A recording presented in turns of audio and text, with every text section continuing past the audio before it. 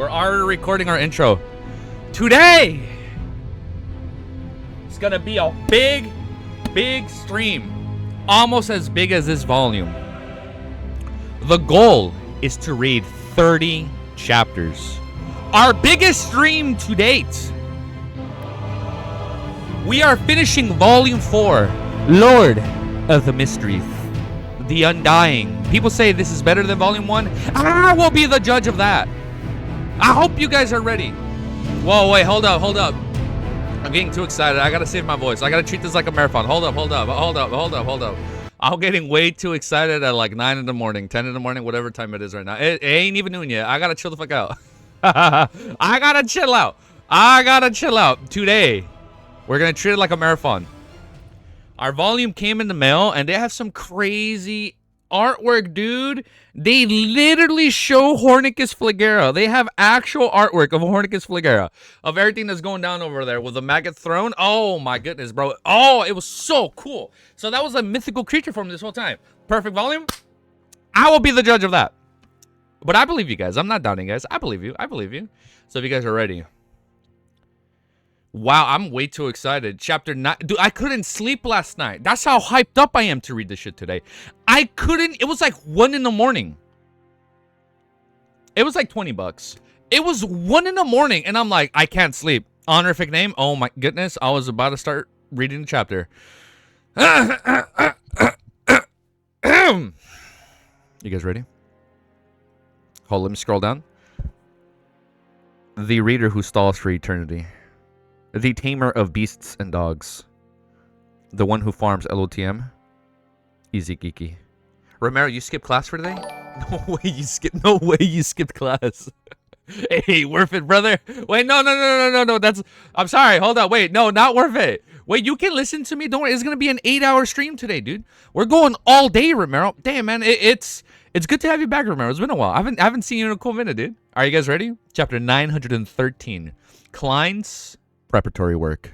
All right. Oh wait, and just let me get this out the way tomorrow so I don't forget. We are finishing volume 4 today. So tomorrow, yeah, we're reading 30 chapters today on this stream. I didn't say that. No. What I was going to say, tomorrow I'm gonna just chill. It's gonna be a chill stream. Tomorrow, this is what I have planned. I'm gonna just watch the Nintendo Direct, and I'm probably just gonna play Genshin Impact for the first time. That's all I have planned for tomorrow. Tomorrow I'm just gonna rest, chill out for a little bit, maybe play some Horse Girl. The Beast Tamer shall play the Horse Girl game again, but that's all I got planned for tomorrow. And then we're not gonna take a week off before we read Volume 5. We're probably gonna read it over the weekend, or if not, we're gonna.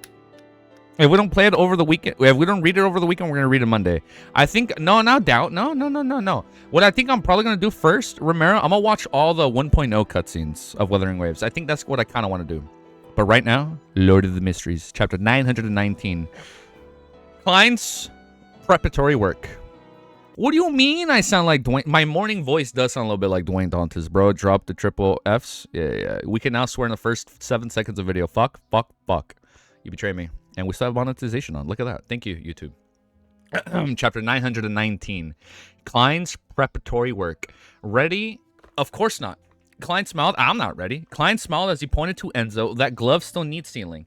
As he spoke, the badly sunburnt Enzo removed the human skin glove from his right hand with his left hand, which wore the flower of blood and green essence rings. It was Creeping Hunger. Normally, Klein tended to throw Creeping Hunger above the gray fog when it wasn't in use. After all, the glove's original seal had been disabled after its mutation and needed to consume a living person on a daily basis. Otherwise, it would feast. Yo, what's up, buddy? Yo, what's up, Wiz? How's it going, man? It would feast on the wearer. However, considering how Mr. Zik had already replied, we should be. I'm calling HR. I'm calling HR. Why are you watching me at work? On lunch? Okay, awesome, dude. Yeah, no, we're gonna finish volume 4 today. We're gonna power through this bitch. Normally, Klein tended to throw Creeping Hunger above the gray fog when it wasn't in use. After all, the glove's original seal had been disbelieved after its mutation and needed to consume a living person on a daily basis. Otherwise, it would feast on the wearer. However, considering how Mr. Zik had already replied, it was very likely that he would meet him soon. Finally, he decided to keep Creeping Hunger in the real world unless there were unique circumstances. I do apologize. Yeah, man. Have a good day, bro. I'll see you soon, dude. After all, we should be able to talk. You know what? We can probably talk about Volume 4 tomorrow. Maybe even later today, depending on how I'm feeling. After all, he could already imagine the scene of Mr. Zik arriving. He didn't wish for such a conversation to happen. Didn't you say that the glove needed sealing? Yes, give me a second. I need to use the washroom. Or, are you ready? No, give me a second. I need to use the washroom. Definitely has a bladder problem. Just the thought of a similar scene and similar line embarrassed Klein make him feel awkward, even if he didn't consider the possibility of Mr. Zik realizing the secret of the Grey Fog. This would also affect his impression of him. Therefore, after obtaining a new marionette and completing his attempt and looking at himself, Klein brought creeping hunger back to the real world, making up for its previous meal. Unlike before, the wearer was now Enzo. Aside from that, to restrain creeping hunger, urge to eat a person on a daily basis, Klein. Now the music is way too low. Klein brought creeping hunger back to the real world, making up for its previous meals. Unlike before, the wearer was now Enzo. Aside from that, to restrain creeping hunger, urge to eat a person on a daily basis, Klein carried a few normal mushrooms with him. He also made the marionette maintain a distance of at least 5 meters from him. Upon hearing his words and seeing his marionette's actions, Zik nodded and reached out to receive the human skin glove. Taking this opportunity, Klein took out a few mushrooms from his pocket and threw them into the nearby trash can. He snapped his fingers, ignited the mushrooms with a scarlet flame. However, it didn't affect anything around it. This was flame-controlling powers from being a magician. After completing this action, seeing Mr. Zik's inevitability glance over, Klein chuckled dryly. The unforeseen development back then had made creeping hunger a little afraid of mushrooms. I'm using its weakness to restrain its usual urges. Yeah, that's why, because, right, he was scared of the mushroom. Good morning and good night to all of you guys. I hope we have an amazing day today. In fact, and we're going to live all happily ever after at the end of this volume, okay? At the end of this volume, we're going to be happy, positive, zero crying. We're not going to get emotional like we have every volume finale. It's going to be beautiful. It's going to be tears of joy. The unforeseen development back then had made creeping hunger a little afraid of mushrooms. I'm using its weakness to restrain its usual urges. In fact, there wasn't much of a point in doing so because carrying the mushrooms restrained its creeping hunger. It made the starving sealed artifact immediately lash back the moment mushrooms disappeared. Unless there was an easily obtained food in front of it, it wouldn't end up aiding the enemy. Mushroom AZIK muttered as he held a glove which had bloodstains on its surface. He made the surroundings suddenly turn dark and the sunlight outside was prohibited from entering. What's your predictions for the volume? Dude, somebody's dead. Either Sharon dies or AZIK dies. It has to be one or the other. Or we kill like a Moretti sibling. In some way, shape, or form, like Amon ends up... Oh!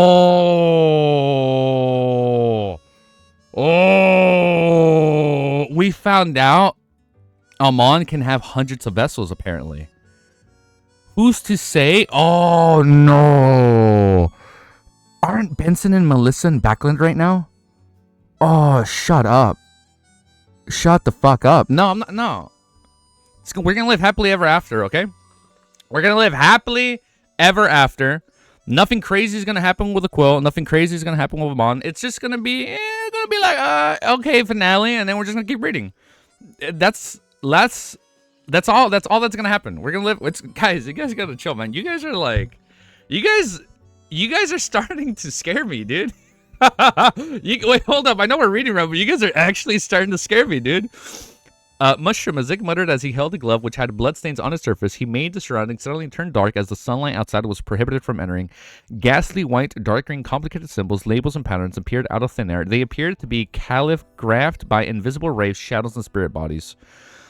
They meshed together in midair, forming a mysterious illusory double bronze door that seemed to lead to another world. It was a deep, silent, and terrifying world. Wait, what door?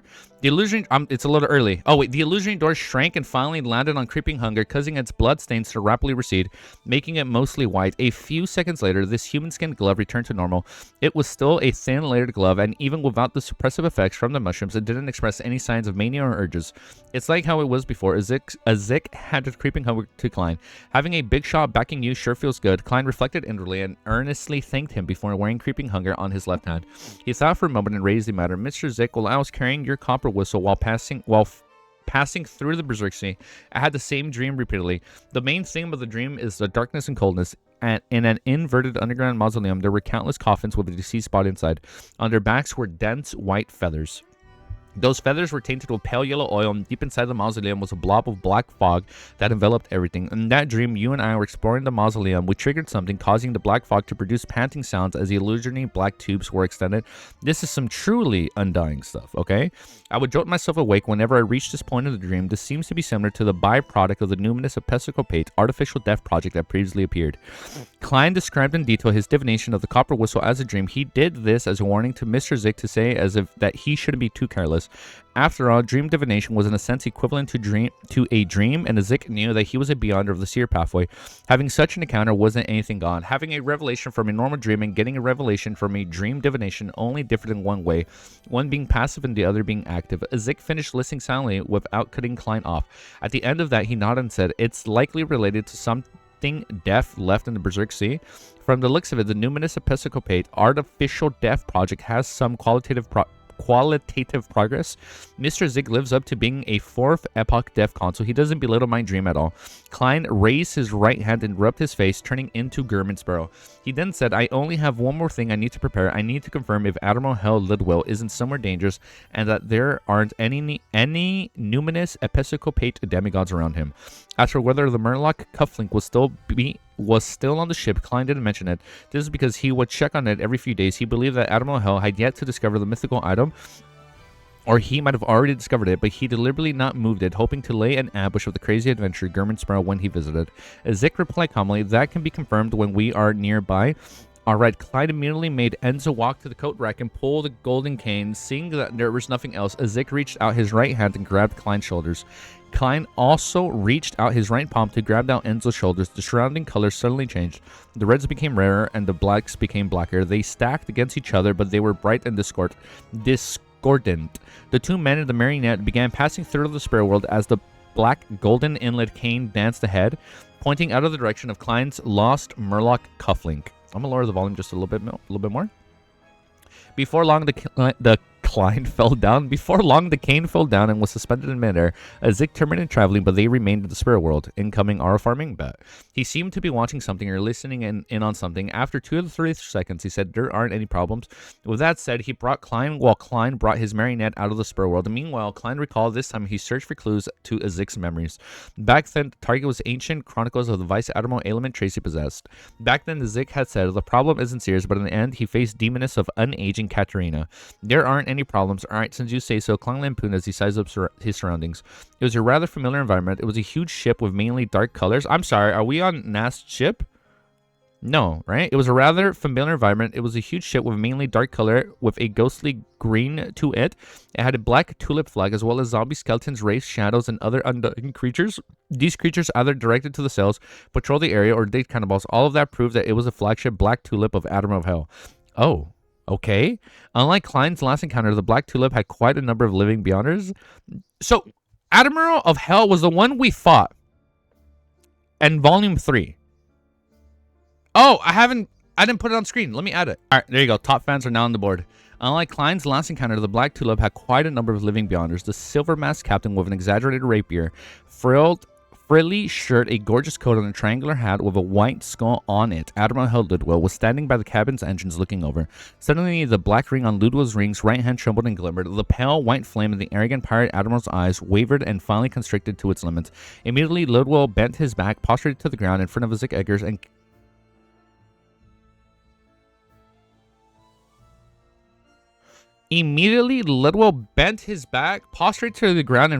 Eggers, and kissed the deck under the gaze of the... What? And kissed the deck under the gaze of the either glazed, surprised, or lifeless eyes? The fuck? The calling deep inside the mausoleum. What the fuck is going on? Ancient aura. All right, let's go. Let's keep reading, dude. What? I thought we were gonna fight him. Apparently, maybe, you know what? Maybe this Admiral's gonna be our second marionette when we reach Bizarre Sorcerer. Glaze, my King AZIK. I think we're hitting sequence 4 at the end of this volume, huh? Oh, gonna be good. Okay. All right. Next chapter, 914, is called The Calling Deep Inside the Mausoleum. Chapter 914 is called The Calling Deep Inside the Mausoleum. Go to AZIK? Let's find out. Formula 1 Adam and Girl Gotcha game? I know. We've come such a long way, Romero. Could be peak? Yeah, no, man. We've been playing that. Musamusi game, however you pronounce it. Upon seeing Admiral Hell, Ludwig's reaction, Klein and the living crew of the Black Tulip could hardly believe their eyes. He originally imagined two scenarios. The first was Ludwig requesting help from a numinous episcopate demigod to ambush German Sparrow and Powerhouse backing him. This wasn't impossible, for sequence 7 of the Death Pathway was called a spirit medium. They also had the ability to sense impending danger. The second was Admiral Hell hadn't made any preparations. He tried resisting but ended up being easily finished off by Mr. Zik. Klein's plans was to have Mr. Zik deal with the demigod while he hunted Admiral Hell in the first scenario, so as to obtain his second marionette. If it were the second scenario, he could request Mr. Zik to watch by the side as he controlled his marionette to challenge Ludwig alone. During this process, he would use creeping hunger and hide in his shadows, doing his best to stay behind the scenes so as to digest his marionette potion faster. To his surprise, Admiral Hell didn't put up a fight at all. He directly prostrated himself and kissed the deck as though he was AZIK's most loyal and humble servant. What? How are we going to come to blows now? Klein stared ahead blankly, somewhat at a loss for words. Did he knew him as in a prior life? How are we going to come to blows now? And Klein stared ahead blankly, somewhat at a loss for words, and it was silent across the ship. AZIK raised his hand and pressed down on his silk hat as he walked towards the prostrating Ludwig at a decent pace. 1 step, 2 steps, 3 steps. He stopped in front of Ludwig and said with a deep voice, "What stage has the numinous episcopate artificial depth project reached?" Klein wanted to throw hands, dude. He wanted a new marionette. Ludwig kept his forehead peeled to the ground as he hoarsely replied, "Artificial death can already influence high sequence beyonders who failed their advancements, but is still unable to reply to prayers and rituals." After the description, he slightly raised his torso and took off the black squared-shaped ring from his right hand. Then, with both hands, he offered it to him. Silently, the ring seemed to be dragged by countless spirit bodies as it flew up and landed on AZIK's palm. What the fuck is this aura, dude? AZIK studied it. Dude, he's... Oh, my God. AZIK is my favorite character, dude. Holy shit. AZIK study... I feel like he's unironically the second main character. Like, I feel like it's Klein, AZIK, and then Leonard can be the third main character. But I feel like AZIK is just as important, bro, as like those two, dude. I feel like AZIK is like just as important as Klein in this whole series, man. He's such a good character, dude. AZIK is such a go. He's such a good character. AZIK studied it, like he is such a mysterious enigma. AZIK studied it for a few seconds before wearing it on his left index finger. What's my index? In his left index finger. Suddenly, a terrifying and profound feeling was emanated from his body. The zombies and skeletons, who were either naked or wearing rotten leather armor, genuflected, bowing their heads as though they only dared to look at his boots. The flying wraiths and shadows landed on the deck and clung closely to it. None of them dared to float in mid-air again. The other pirates aboard the ship plopped to their knees, plastered their faces to the deck without daring to raise them. Klein stood to the side, watched Mr. Zik back, and suddenly emptied the scene. He turned to gape, but he didn't say a word. Zik took 2 steps forward and came to Admiral Hell's side. Then he turned his body and faced Klein and said to Ludwig, "You shall be his marionette for a year." What the fuck? You shall be his marionette for a year. When the time is up, you can return to the spirit world?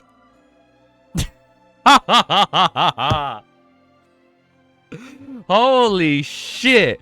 So, he's stronger than Katlia. That's been confirmed, right? What was it? They told Katlia, like, you are second to Admiral Hell? Yo! You shall be his marionette for a year. When the time is up, you can return to the spirit world. AZIK said those words without any inflection, as though he wasn't determining Admiral Hill's life and death or future.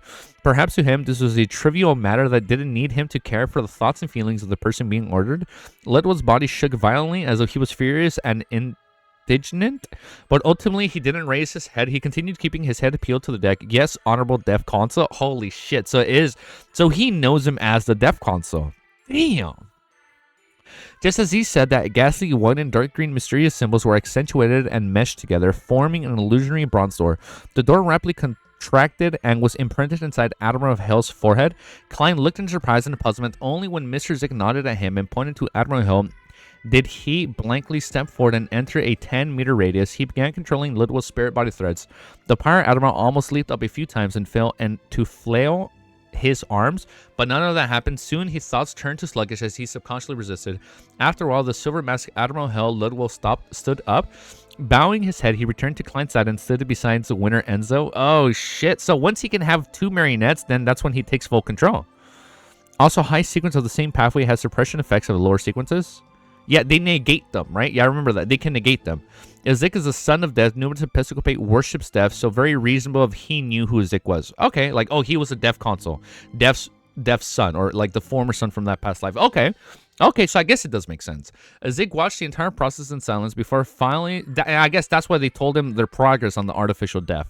AZIK watched the entire process in silence before finally slowly saying, "And the deaf pathway, high-level beyonders have extremely suppressive powers over low-level beyonders." Oh, right here. "I can tell, back when I threw you the copper whistle, even the Sequence 5 Admiral Hell failed to control his undead creatures." Klein nodded gently, indicating that he had taken note of it. Immediately after that, a zombie which had rotted in several areas rose up, carrying an azure blue cufflink. It came before Klein. Oh, the cufflink. It was the Murloc cufflink he had lost. Although its useless for the current me, I finally got on it back. As Klein was lost in a poignant sea, he reached out to retrieve the item that belonged to him. Then he saw Mr. AZIK walk back and reach out to grab his shoulder. He hurriedly extended his arms to grab onto the shoulders of his marionettes, Enzo and Lidwell. All the colors saturated, brightened, and overlapped. Having entered the spirit world, Klein instinctively asked, "Mr. AZIK, where do we go next?" "Berserk Sea," AZIK calmly replied. Oh, shit. He paused for a moment, then added, "Give me the copper whistle." All right, Klein made Enzo take out the iron cigar case and retrieve the ancient cigar case. AZIK replied, reached out and took it before saying in my deep voice, my intuition tells me that the ring left by Death, together with this copper whistle and myself, should allow us to find the spot on the Berserk Sea where Death perished back then."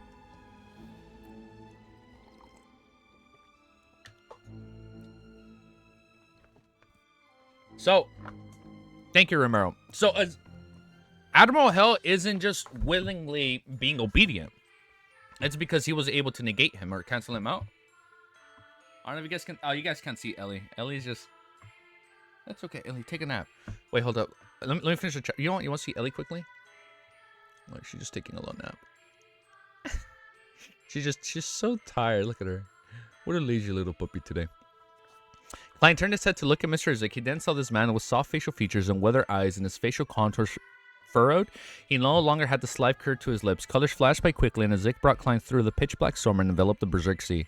At this moment, the dark square ring that an exquisite ancient brass whistle shimmered slightly, illuminating AZIK's face.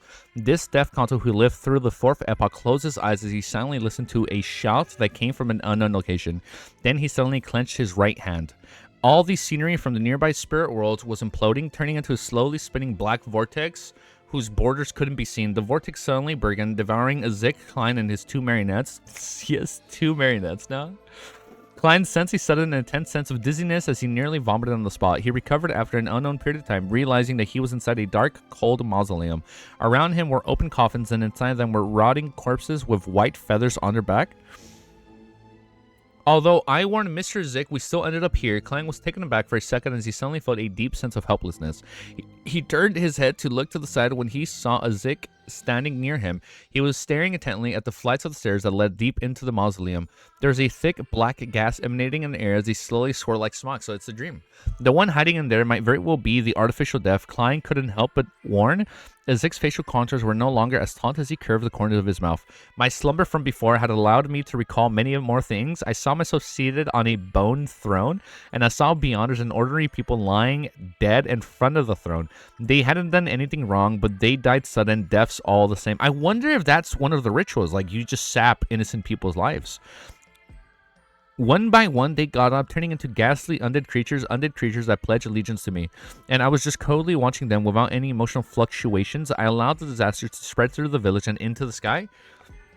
This made me feel unlike myself. However, I also knew very well that this might be the real me. Oh, that's what Catalia was hinting at. Like, you're not like your former self. As Deaf Consul from the Fourth Epoch Balam Empire, or Katarina. As Deaf Consul from the Fourth Epoch's Balam Empire, Klein's lips quivered slightly before he pursed them tightly. As Zig rubbed his temples and continued in an unperturbed tone, I sensed myself returning to that past. No. Is he gonna be evil? Stop. Really? So all the dead people are rising? It's like it's like in episode 6. It's like when they all rise. Oh man, it's gonna be good. I remember in volume 1 he said, in volume 1, AZIK said, I'm scared to return to my former self. Like, I'm scared to find out who I am. Next chapter, dude, 915 is called Another Me. Chapter 915, Another Me. We didn't update up here. Oh my god, Misty would be so mad at me. You see, I told you guys, I forget to update stuff as we get near the end. I wasn't lying. 915, another me. Without waiting for Klein to reply, AZIK, who was staring intently deep into the mausoleum, continued, I still remember my resurrection after my first death. I was just lying in a pale white coffin and I staggered to my feet. I was feeling horrified, having no idea what was happening, nor did I know where I was. Before the clergyman collected my corpse for purification, I escaped, stumbling along the way like a wandering ghost. I crossed grasslands, villagers, and cities. I couldn't recall who I was or where I came from. No matter where I went back then, I would hear all kinds of sobbings. When I watched priests presenting over mass burials, I felt sorrow in every corner. Later, I happened to rescue a noble lady and entered her manor. Is this episode 6? She was a bright and lively girl, and I was like a feral beast from a jungle. I was sensitive, suspicious, self-obsessed, afraid, and I often showed a cold, indifferent, cruel side that didn't match the morality of a human. She was very curious about me. No matter how I avoided her or what terrible things I did, she would approach me, infecting me with her smile. She would use interesting matters to influence me. Without realizing it, I got used to her pranks and her existence. Oh, shit. Let me let Ellie out. We secretly got together. She was very worried that her father wouldn't agree to her marriage to a former tramp and present servant. Seeing her melancholic smile, I had the feeling of the blood gushing through me for the first time. I rashly told her I was leaving, but I would return with an aristocratic title and a bridal garland. I joined the army, became a knight. I raised 3-meter lances and I raised a 3-meter lance and charged at enemies. Thanks to the chaos of the Fourth Epoch's wake in the northern continent, I became a baron and obtained a fief I could call my own. Oh, man. I abided by my promise, and with my king's conferment letter, family emblem, and knight metal ribbon, and my self-made garland, I married my bride. Upon saying this, AZIK's expression gradually turned gentle, as though he was remaining and recalling something. The corners of his mouth curled up without him realizing it. Klein's heart stirred from his heart, as though he had met the familiar Mr. AZIK again. What happened next? He carefully guided the conversation and AZIK looked ahead and said, Later we built a castle on our fief. We had children, a boy. He grew up very quickly, and I can tell that he would grow up to be tall and slight. Oh my god. This is from episode AZIK. This is from episode 6, right? He enjoyed combat, often running around with... Oh my god, it's from episode 6. Wait, are we going to find out like how they actually got sick and died? He enjoyed combat, often running around while dragging a broadsword. That part had me crying in the episode, dude. Claiming that he wanted to become a knight. I thought it was just a child. It was just child's talk that wouldn't last. However, even if he broke his leg or hurt his head, he didn't abandon his training. He thought that I wouldn't be able to see him if he hid in his room, grimacing while tending to his wounds. Huh? He underestimated his father. All the spirits in the fief were secretly under my service. Yes, after years passed, I recovered more and more of my memories. My wife often grumbled that the castle was too cold and dark and that she wished to go somewhere with sunlight and warmth. I satisfied her request, but it was only much later that I realized that it wasn't because she disliked staying in the castle, but that she was afraid of the changes happening to me. She was afraid of the colder me who was becoming a stranger. Oh, no. She never told me these things, spending time with me like she always did. We spent a beautiful time by the seaside in the south, and we even thought of having a second child, but unfortunately we didn't succeed. It was only when I sensed that my next death was approaching did I return to the fief to my castle. My son, that boy, told me that he wished to head to the backland to become an attendant to viscounts or earls to begin his journey as a knight. I asked him why he had to make such a choice when he was only around 10. He told me that I was his idol and his role model. He wished to become a noble by being a knight like me without the help of his parents. Oh, man. Back then, I had already covered most of my memories. Faced with that child, I always felt the awkward, unfamiliar, and uncomfortable. But when I heard his answer, I felt an indescribable joy, satisfaction, and pride. He was my son, completely different from the children I had back when I was in the Balam Empire. I wonder if there's like a son or a daughter from the Balam Empire that's still alive, man. Oh, I am the son or I am the daughter of like the Balam Empire, AZIK.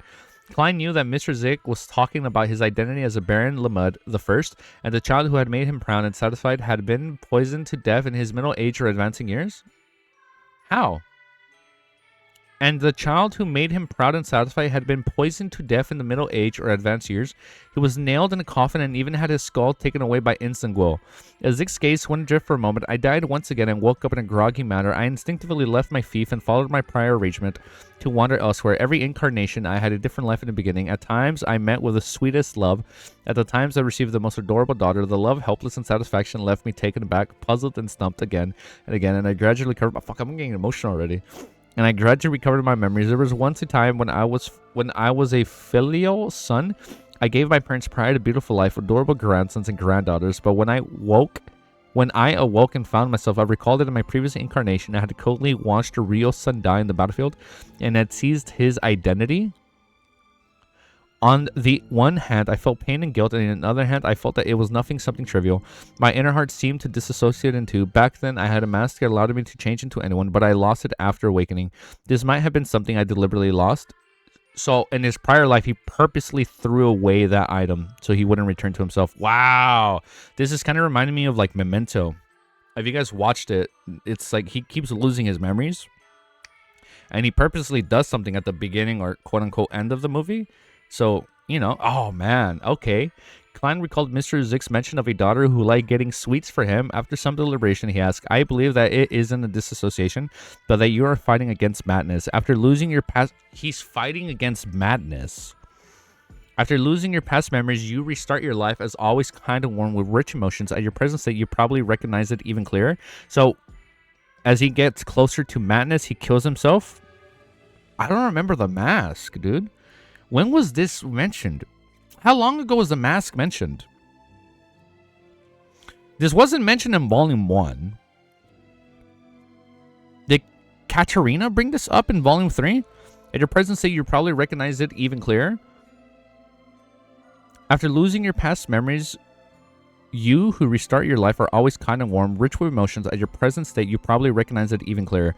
This might very well be your true you, your essence, and as a deaf console, you suffer the effects of the beyond characteristics latent inclination towards losing control.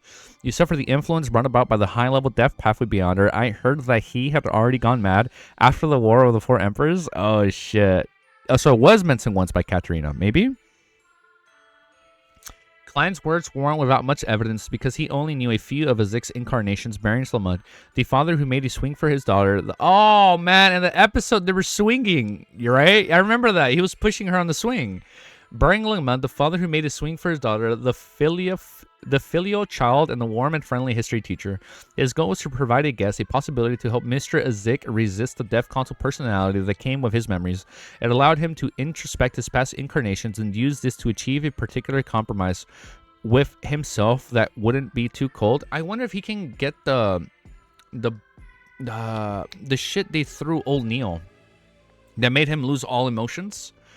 But no, and as he spoke, he suddenly had a new idea. Without waiting for AZIK to finish digesting what he just said, he hurriedly asked, Mr. AZIK, do you know about an anchor? To secure themselves, the deities and angels use an anchor to prevent the beyond characteristics inclination towards losing control and stop the madness from corrupting them. Yes, AZIK retracted his gaze and nodded. What's his anchor? Klein wasn't too sure, but he used a rather firm tone and said, perhaps your repeated memories lost to restart and live a new life is the anchor you use to resist madness and lose control. Do not abandon them. Do not forget them. That is you. After saying that, Klein added inwardly, anchor. AZIK repeated this word as his mind seemed lost. After no known period of time, he suddenly said, this might be an explanation. At least it lessens the intensity of my mental disassociation and conflicts. However, since I've already come this far, I should still head inside the mausoleum to see what's hiding there. Why is it summoning me, and what is causing me to die and revive again and again? Losing my memories during the process only to find... Oh, wait, no! Does this end with him dying? Something is calling him. And what is causing me to die and revive again, losing my memories during the process only to find them again? This had troubled me for more than 1,000 years. It had troubled me every incarnation. I believe I can receive an answer today. Oh, no. The look in his eyes turned clear as his voice seemed gentle, but there was an indescribable firmness in it. Klein wanted to stop, but moments after he opened his mouth, he closed it again. As AZIK pressed down on his top hat, without turning his head, he said with a gentle smile, remember to close your eyes. With that said, he Why? Remember to close your eyes. With that said, he walked forward, following the flights of stairs as he headed for the deep depths of the mausoleum. The waffling black fog didn't produce any more panting sounds. It slowly scattered into the surroundings, accentuating the illusionary object that was cold at the bottom. It was a massive feathered serpent that seemed to occupy an entire island. What the fuck? It had a huge, dark green, nearly black scales. Amidst the gaps were feathers covered in yellow oil stains. There's a lot of oil stains now. They're trying to make it very obvious that, like, yes, oil stains. On every feather, there were thin, illusionary black tubes extending outwards. The exaggerated feather serpent was both illusionary and real. Its actual form was hardly described. It seemed to be a combination of things incomprehensible to humans. Is there artwork on this? Don't look directly at God. Oh shit! Thank you.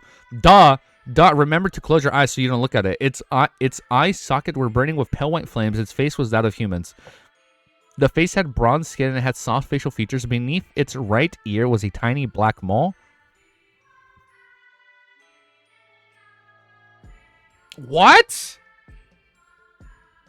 Beneath its right ear was a tiny black hole. It was none other than AZIK Eggers. What? Wait. Is AZIK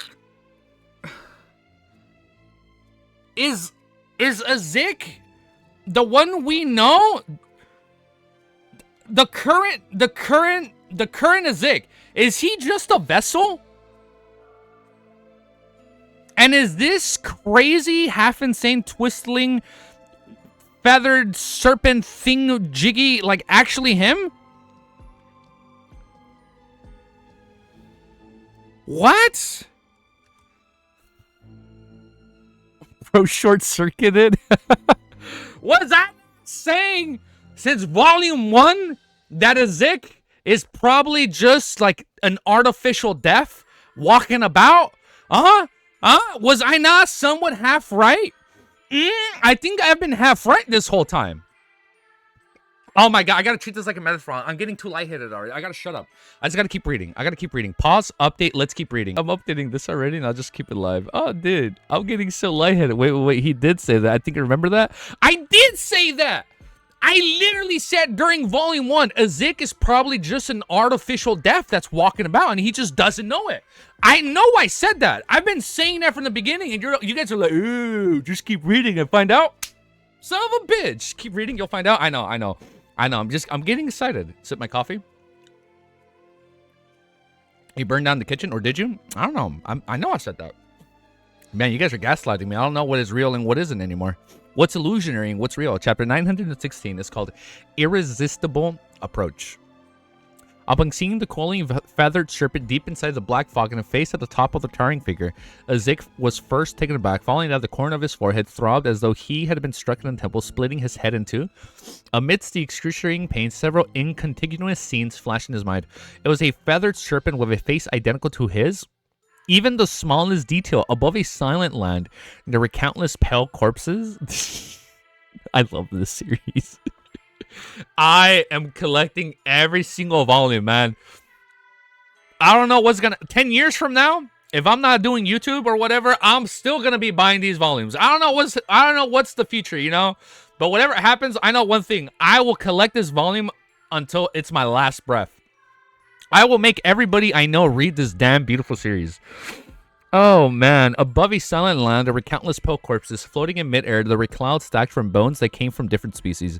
Black tentacles that drilled out from the ground with eyes that resembled deaf fish at the tip of each tentacle. A transparent spirit body was forcefully pulled out of his body. After these flashing scenes, a pair of white flaming eyes that were part of the brink of extinguishing glanced over. A white feathered stained with a yellow oil fluttered down, splitting AZIK's transparent spirit body into two. So we have two AZIKs now. One part suddenly flew up and plunged inside the cloud of bones. The remaining part fused with a golden accessory that appeared out of thin air. Amidst the pale white flames, it materialized back into a body of flesh and blood. This scene was like a thunder god's hammer striking down at AZIK's mind again and again, making the pain hardly bearable. He raised his hand to his head, and his knees gradually buckled as he knelt on the staircase. He had finally recalled everything that had happened, and he understood the reason why he was constantly dying and reviving, always losing his memories and having to recover them every single time. His soul wasn't complete. What the fuck, dude? Similarly, AZIK also understood why the feathered serpent suppressed the entire space in the depths of the black fog and had identical faces as him. It was him, the one that was the other AZIK Eggers, and all of this was a concealed attempt before Death's fall. Wait, what? All of this was a concealed attempt before Death's fall. If stitching souls existed, this was naturally splitting the souls, and at that moment, the crazy and powerful Death had seemingly foreseen his outcome. Unwilling to die so simply, he secretly split the soul of his son. Wait, what? Black tubes of the monster. Remember the last time you saw the black tubes? Well, it was with Colin Iliad in the city of Silver. That was the last time we saw this. The black tubes. Let me reread this again. I need to read slower. Similarly, AZIK also understood why the feathered serpent suppressed the entire space in the depths of the black fog and had identical face as him. It was him, the other AZIK Eggers, and all of this was a concealed attempt before Death's fall. Think? When? Before that? Before the Colin Iliad fight? If stitching souls existed, it was the Elder Underground. No, that's what I'm saying. When Colin Iliad fought him. Wait, how does that tie? Is that another part of him? If stitching souls existed, there were naturally the splitting of souls. At that moment, the crazy and powerful Death had seemingly foreseen his outcome. Unwilling to die so simply, he secretly split the soul of his son, Balam Empire's Death Console. He took half of it away and used another item as a replacement, stitching it together with AZIK's soul. It was a mystery if it was a deliberate arrangement of death or if it was an unintended consequence of the numinous Episcopate artificial death project. The half soul that had been taken away from the artificial death had fused with the target of the artificial death project. So half of AZIK's soul was fused with the artificial death project. The one Colin Iliad was fighting? No. Wait, this doesn't make sense. Wait. The uniqueness of the death pathway, it made the latter gain a certain innate ability as it began influencing high sequence beyonders of the corpse collector pathway who had failed their advancement. And for the other half, although there was a replacement that prevented it from being incomplete, the incomplete soul resulted in repeated deaths and resurrected just like sequence 4 Undying. And due to the golden accessory inside the body and the calling for the other half soul, AZIK, who stared at a brand new life every incarnation, will gradually recover his past memories with the passage of time.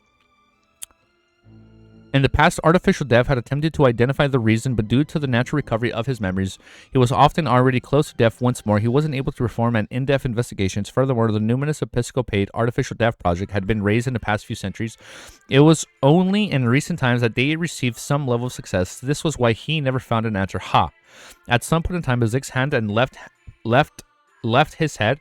They were placed on the staircase as his throat produced a voice that didn't sound human. Drops of sweat dripped down his forehead and hit the stone step in front of him. They speared out into layers of pale yellow oil, grounding out into the dense white feathers.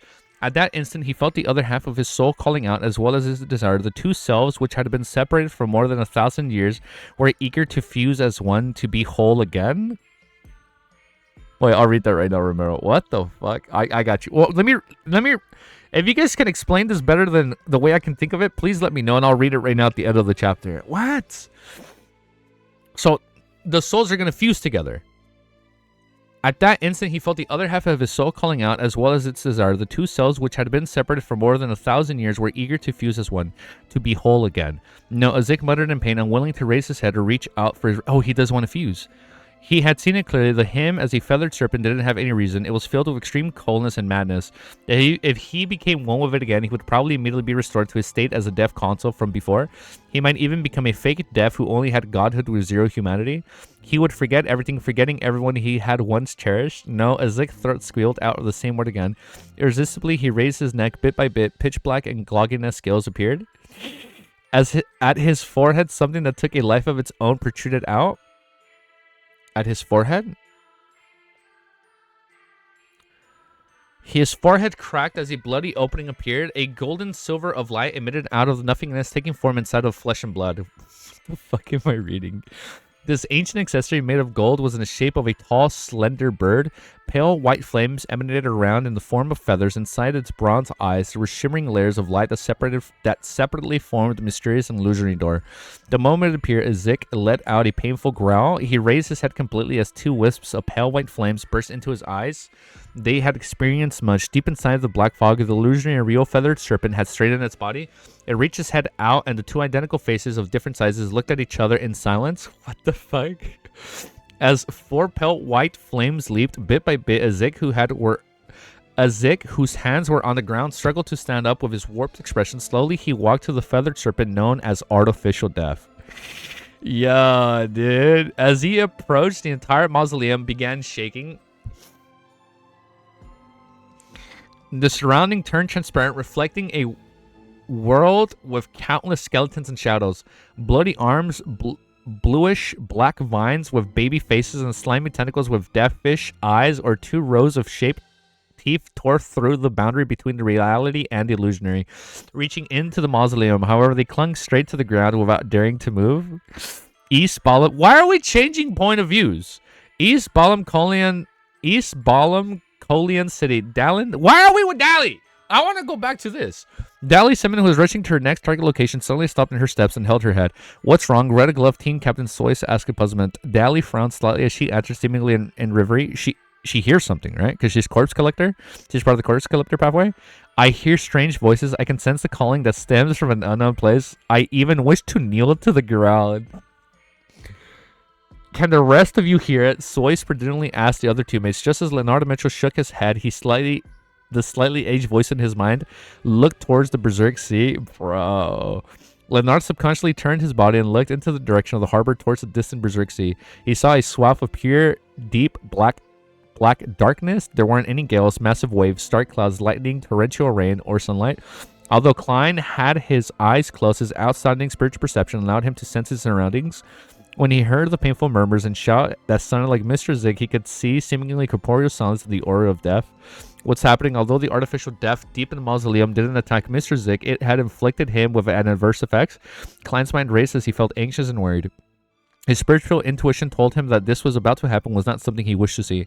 However, he couldn't figure out what he could do. He didn't even dare open his eyes to look at Mr. Zig's present state or whatever he had encountered. This wasn't a problem that could be solved with mere courage. It was a difference in natural order of life, an unbridgeable gap. Suddenly, Klein had a strong feeling of helplessness. However, he didn't give up as he tried hard to think of whatever he had on him that could be of use. Creeping hunger, no, it's a completely different level. It won't be of any use. Death, no, even worse. Grizel's travels.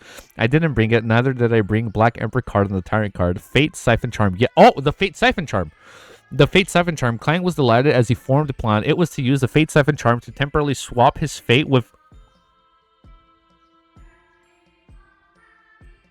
Because he can revive. It was used to Fate Siphon Charm to temporarily swap his fate with Mr. Zig. He would suffer the influence created by the artificial death in his place. What a friend, dude. That is a real friend right there. At the very least, I still have a chance of reviving. As for... Oh my god, dude. This is so good. As for the very least, I still have a chance of reviving. As for Mr. Zig, the deaths he previously suffered wouldn't be from damage inflicted. Who knows if he can awaken again in such a situation? Klein didn't consider the Fate 7 charm was effective against AZIK and artificial death. He only wished to give it a try. He raised his right hand and reached into his pocket. Then there was a delay in his actions. His arms rose a little before landing back in its original location. Oh, shit. You don't remember any of this?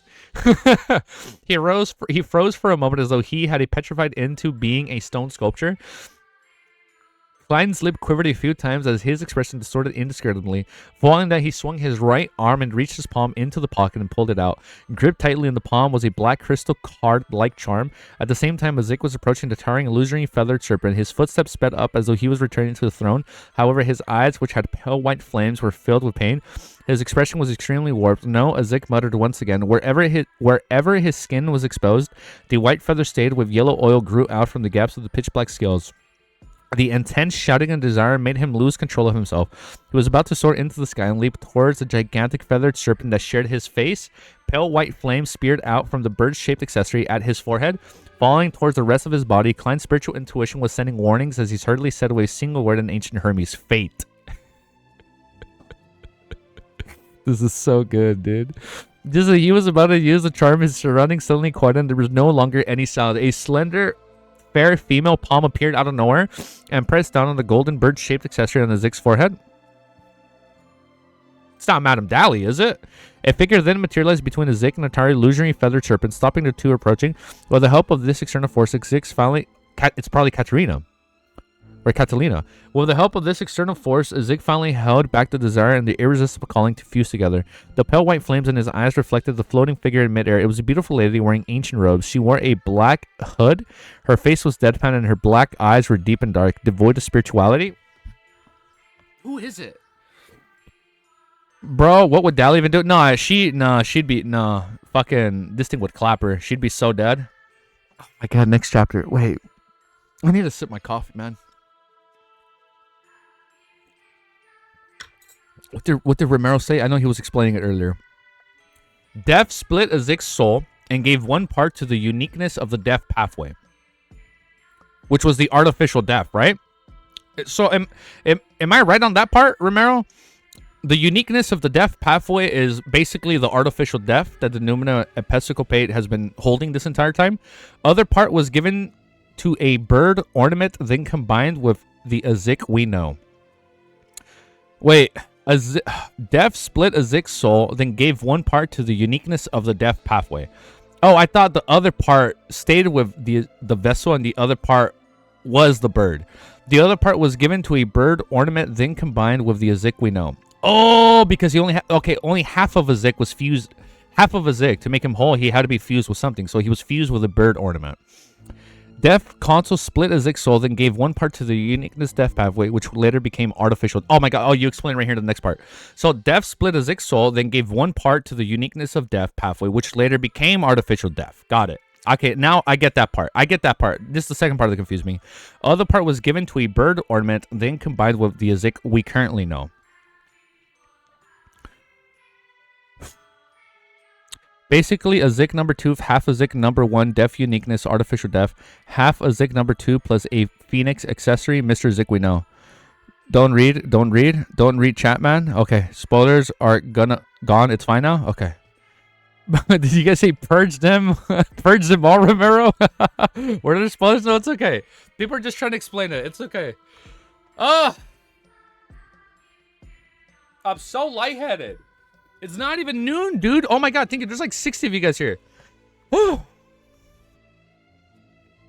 I'm scared.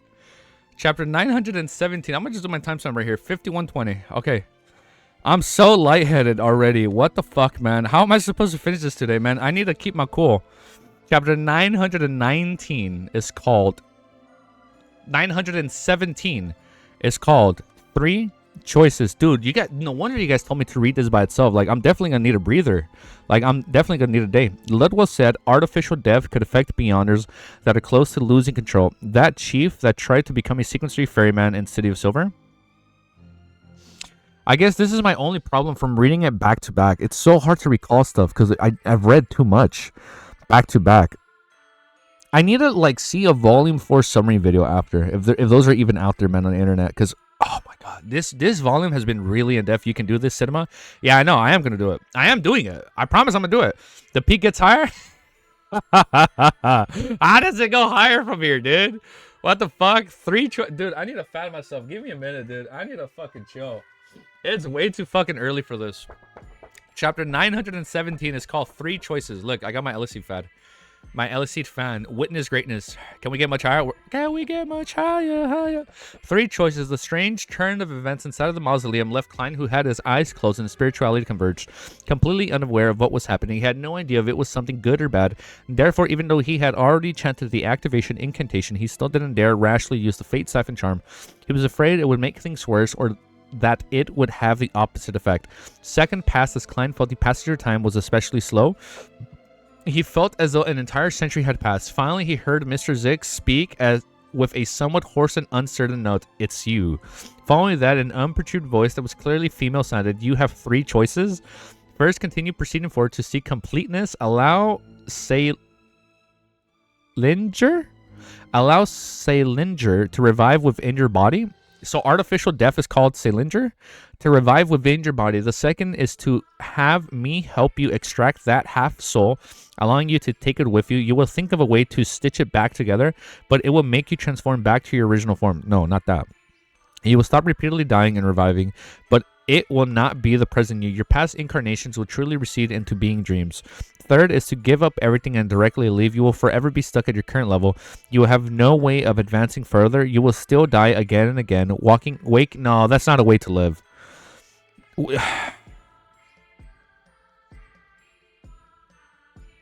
You will still die again and again, waking up with no memories and repeatedly search for your past. Who is this? It said she? He was afraid. Seconds passed. Finally, Mr. Zik spoke with someone hoarse voice and a certain... Oh, Mr. Zik is speaking. Klein was taken aback by what he heard. He never expected there was another person in the depths of the mausoleum. Is it deaf? Bro, read slowly while reading chat.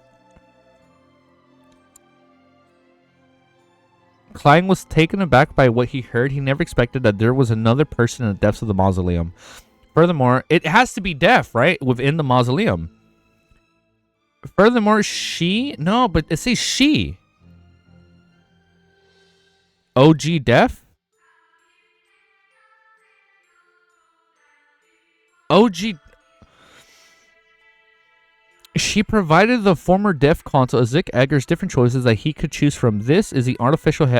Oh, wait. This is that artificial deaf that's hidden in the depths of the black fog. No, he originally didn't seem to have any intelligence. It's been so long, and it's not like he had tried communicating. Extract half soul and think of a way to stitch it together. What does that mean? AZIK's soul was not whole... AZIK's soul was not whole to begin with. Extract it from where? The lady speaking is actually able to do something Mr. Zik is incapable of. Also, who is Salinger? Who would be reviving... in Mr. AZIK's body? He, or capital he, is deaf that caused the pale disaster? Holy shit. Mr. AZIK's father or grandfather, he foresaw his death, hence he left a seed in Mr. AZIK's body for him to revive?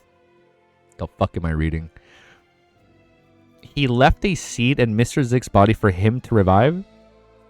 The first choice is definitely something to eliminate without any thought. I think he has to fuse. I think it's the first choice. I think you just fuse and then you live with both sides. You don't do the third and you don't do the second. The second and third choices each have their own problems. The former makes him not his current self and he goes back to his old self. And the other one, he just keeps dying, repeating. He will become an unfamiliar him. The latter is to suffer an undying curse for all eternity, never to receive salvation. If he's confident with himself, truly treating all the past incarnations as an anchor, then the second choice can be considered. It allows for reconciliation and a compromise. But that involves the splitting of a half soul into half. Like, he splits it again? But that involves the splitting of a half soul into half. It's impossible to guess what developments will happen to the other half of the soul which didn't experience those incarnations in the future. The anchor might not be able to resolve the problems. Ideas flashed through Klein's mind. He was puzzled, curious, stumped, and confused. He was so near, yet so far away from the solution. If it was AZIK's life, it was a future he needed to face. No one else could make the decision for him. The two parts joining means death reviving. I think that's it. But if two parts join, you still have... part of AZIK still forms with death. So it's like, I feel like it'd be a combination of both. Like you have it's like Pyra and Mithra from Xenoblade. Like once they fuse, they technically aren't Pyra and Mithra, but they're still the same person to begin with. Like they're in and of themselves the same person, but then they're different. And whatever Klein needed to say had been said. He stood there helpless and worried, waiting for Mr. Zik to speak again. Ah, man, like he will still be him, but not him. This is for me. I'm interpreting this as Pyra and Mithra. I don't know if you guys have played Xenoblade 2. Hell nah, death will obliterate him. Dude, what the fuck, dude? It was AZIK's life in the future he needed to face. No one else can make the decision for him. And whatever Klein needed to say had been said. He stood there helpless and worried. I'm getting so lightheaded, waiting for Mr. AZIK to speak again. AZIK looked at the beautiful hooded lady in front of him without saying a word. The pale white eyes and his eyes flickered. The illusionary but real towering feathered serpent seemed to sense a negative development. It suddenly lashed out its tail, widely sweeping it around as it lunged its head downwards and opened its gaping mouth, revealing dark red flesh and fangs that were tainted with yellow oil stains. It stuck onto its black serpent tongue and spat the dark green slime in a bid to devour AZIK eggers. However, all of its attempts failed to be effective. It seems to live in another world. Amidst the unsteady silence, AZIK raised his right hand as he rubbed his temples. Calmly, he said with a laugh, "Perhaps I'm accustomed to my present self. I choose the third?" No! Just as he said that, the hooded lady clenched her fist, gripping the golden bird-shaped accessory tightly. Then she reached her chin, pulling out the ancient item from the gap in AZIK's forehead. AZIK's expression distorted once again as though he was experiencing unimaginable pain. Every drop of his blood and every piece of flesh, there were some parts of his soul seeping out, mixing together into a transparent soul. This soul appeared complete, but it was filled with discord and disharmonious feelings. It was because it was half gold in color, the same all the way from the brows, eyes, and torso, and its four limbs. It had an ancient, simplistic beauty. As a golden bird-shaped accessory was extracted, so now that half is being extracted from AZIK. As a golden bird-shaped accessory was extracted, AZIK's translucent soul began to disintegrate inch by inch, as though it was being skinned alive. I thought, when you said I just came, I thought something else was going on. Okay. Hell no. His throat let out an unhuman gasping sound once again, causing Klein's head to spin and ache. It felt as though a needle had snapped into his brain and was stirred dryly. In second, AZIK's spirit body completely split into two. This is so hard for me to follow, bro. I don't read stuff like this. This is so big brain. This is so hard for me to follow. Oh my god. Oh man, this is so good though. The two pale white flames in AZIK's eyes were extinguished as white feathered and pitch black scales of his body receded. His warped expression also erased as he no longer looked at savage. His expression turned slightly pale and translucent as his forehead throbbed. Clearly, he was suffering a pain that stemmed from I'm getting a freaking throbbing pain in my head right now. Bro is not ready for future. I've never read anything this complex, bro.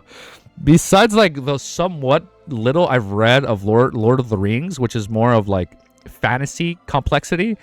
Read slow and take it in. No, I'm reading as slow as I can right now, but this is hard to grasp. No wonder people said you're gonna need this shit to digest. No wonder you need a day off. But we're just gonna pull the band-aid. We're just gonna keep reading. I'm so fucking lightheaded, dude.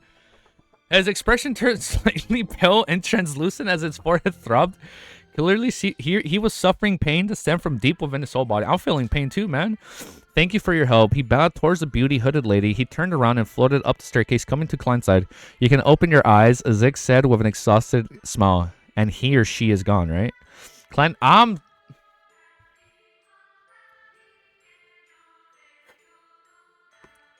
Klein hurriedly opened his eyes and sighed up AZIK, realizing that they weren't any sense of madness or loss of control. He wasn't completely relieved. He curiously cast his gaze deep in the mausoleum. The black fog was still emitting, completely blanketing everything underneath. Who was it? He couldn't help but ask. AZIK laughed and reached out his grip to his shoulders. I'm not recording. Oh, bro, it's cooked. Dude, I almost forgot to hit record. Look at that. We're at 96 plus right now, dude. It's crazy. We peaked at 100 right now. We actually read 3 lines without recording, so let's go back. Klein hurriedly opened his eyes and sized up AZIK, realizing that there weren't any signs of madness or loss of control. He was completely relieved. He curiously cast his gaze deep into Mausoleum. The black fog was still emanating, completely blackening everything underneath. Who was that? He couldn't help but ask. AZIK laughed and reached out to grip his shoulders. Even if I were to tell you, you wouldn't be able to hear it unless she is willing to let you know. She. As he spoke, Klein subconsciously grabbed his 2 marionette shoulders. The colors around them saturated and clearly stacked upon one another. The 2 men and 2 marionettes quickly passed through the spirit world corresponding to the Berserk Sea, returning to Klein's ends in Kalian City. AZIK released his grip and pinched his forehead. With a gentle smile, he said, I'll need to sleep for an unknown length of time in order to recover. I need to recover. If you have any questions, you could seek out the Spirit World's 7 lights. You should have already be aware of the corresponding ritual. Mr. AZIK, are you alright? Klein asked in concern. At the same time, he rebuked himself. How can he be fine having lost half his soul forever? AZIK laughed and said, it's not a big deal. I'll just be maintaining my previous state, allowing me to foresee my death and arrange everything. Severing ties with my original life. I'll forget everything, reawaken in search of my past. Like before, at least you're there, someone who knows a lot about my past. If I were to forget once again, I should be able to recall a lot when I receive your letter. Aw, man. He paused and nodded indescribably as he chuckled. What the f*** am I reading? Sleep isn't a bad thing either. At least I'll have dreams. In my dreams, I never left, accompanying her while taking in the sun while guiding the stubborn son of mine to use the broadsword. I'll also make a swing. Wait. In my dreams, I never left, accompanying her. I'm sorry, was his wife? I never left, accompanying her while taking in the sun, while guiding the stubborn son of mine to use the broadsword. I'll also make a swing from that little kid that loves to wheedle. Having said that, AZIK threw out the copper whistle and said on a gentle smile, remember to write to me, but before I awaken, I will not reply to you. Just as Klein reached out to receive the ancient and intricate copper whistle, AZIK vanished from the room. His whereabouts are unknown. After blankly watching the scene for a while, Klein suddenly let out a sigh. To go anywhere else from Kalyan City by land, one needs to follow the spiraling paths that led upwards. After passing through the different streets, one would arrive at the peak of the city. Then one had to descend the mountain and enter the plain. At this moment, the Red Gloves team that Soyce led was standing on a square at the peak. Looking down the abnormal berserk sea, Dally Simon, who had been pressing her forehead all this time, suddenly lowered her hand. As she said, feeling somewhat puzzled, everything has been returned to normal. There are no more problems. Normal. Leonard returned with a question of puzzlement. From his point of view, it was very difficult for Dally to return to normal before the end of the Berserk Sea abnormality. Perhaps it's intermediate. Soyce hesitantly raised a theory. Dally was just about to answer when everyone's spiritual perception was triggered. Once again, they looked towards the Berserk Sea. And the swath of pure... Put the characteristics in the bag. In the swath of the pure blackness, one bright star after another lit up. Backland beneath St. Samuel Cathedral. Archbishop Anthony Stevenson received an emergency telegram from the sea. The telegram's content was rather simple. It was sufficiently shocking. German Sparrow had appeared aboard in the Black Tulip with another person. He made Lidwell into his marionette and left with the person Lidwell addressed as Deaf Consul. German Sparrow, Deaf Consul. St. Anthony signed repeated these two names. They're stressing out. He leaned back slightly and closed his eyes. Once again, the corresponding complete information of the sealed artifact 017 appeared in his mind. I'm sorry, are we bringing her out? What was it? The Lady of the Sky? The Lady of the Night? The Angel? Once again, the corresponding complete information of the sealed artifact 017 appeared in his mind. Number 17. Name Angel of Concealment. Danger grade 0. Extremely dangerous. What the fuck?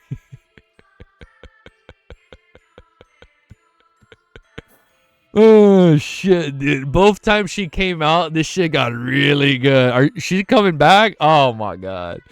I got tears in my eyes. It's of the highest importance and of the highest confidentiality. It is not to be inquired. Disseminated, described, respite. Security clearance. Pope Team A researches an Archbishop of Backland Diocese. Note, when the Archbishop is transferred out of Backland Diocese, the corresponding memories have to be wiped out using sealed artifact 129. Sealed method. The seal is completed through the combination of 129 and 180. Description: this isn't an item. Warning: she cannot be used. Appendix 1. This sealed artifact first appeared in the Pale Era of the 4th Epoch. Exact year missing, exact date missing, exact location missing. Appendix 2. Based on the information, she had been awakened 5 times. Appendix 3. A limited premise is a reason behind its inability to be used. It's even confirmed that she can be used as the goddess's descent vessel.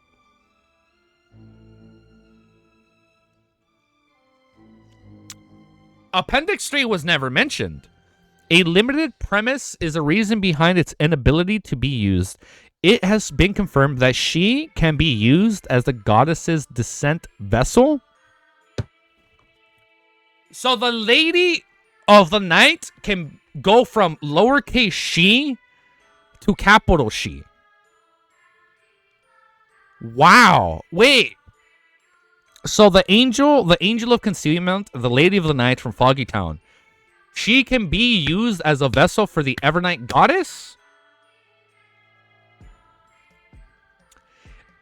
Wait, did she descend at the end of Volume 2 when she erased Mr. A and then smiled when looking at Klein? Oh, the angel in Volume 2 was the Evernight goddess. That's why she smiled at him.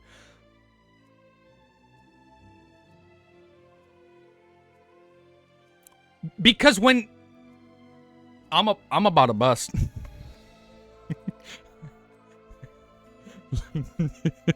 I fucking love this series, dude. Bro, I'm measuring my heartbeat right now. Give me a minute. Oh shit, dude. Oh, look, we're at 95. Oh shit. Oh, I got a tear in my eye. We're going 97, dude. Oh shit, that's why she smiled at the end of the volume 2. It was the Evernight Goddess. We're at fucking 104. Ooh, you know what? That's all right. I'm gonna just take off my heart monitor. You know I'm getting hyped up.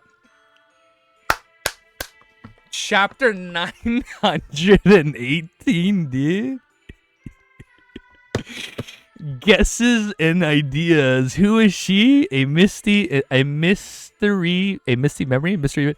Oh shit, dude. Wait, so like, I'm so lost now. She was the person talking. No, was it? No, the lady talking to AZIK. Oh my god. The person talking to AZIK was wearing a black dress. It kind of sounded like a black Rigo dress.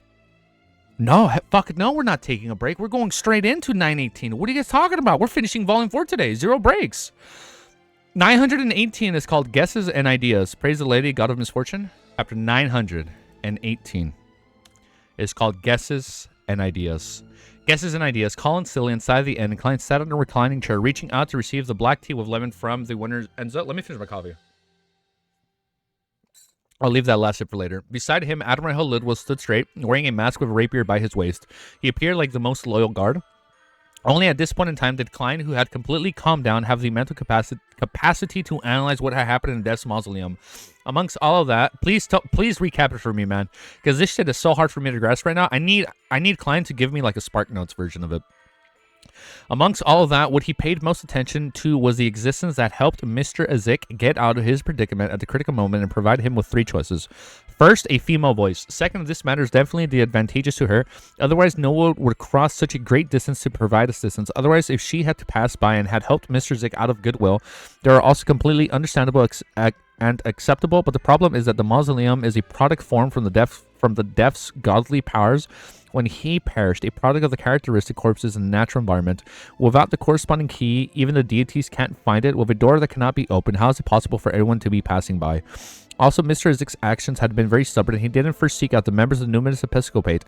They are carrying out the artificial death project for information. He directly followed the calling and arrived at the Berserk Sea and entered Death's treasure trove. It's not someone who can locate me or him, or them being someone who has a strong, persistent ability. There's almost no existence that can arrive in such a timely manner. So how? Finally, the Silenger that can revive via Mr. AZIK's body is almost certainly the I'm mad but I'm stronger death from the 4th epoch. The female voice directly addressed him by his name without showing any signs of respect. So she would have been on the same standard as him. Okay. This, as Klein seriously analyzed the information, he suddenly had a theory, but he couldn't help but avoid the possibility. Based on what he knew, the Evernight, Death, and the Giant Beyonder pathways were a group of its own. They can be interchangeable at high sequences, so they're able to communicate with each other, right? And other than using the honorific name, the Lady of Crimson, or some special grade 0 sealed artifact to occupy a portion of the moon's authority, the goddess also had the title of Mistress of Repose and Silence. That totally pointed to the underworld and the Death's domain.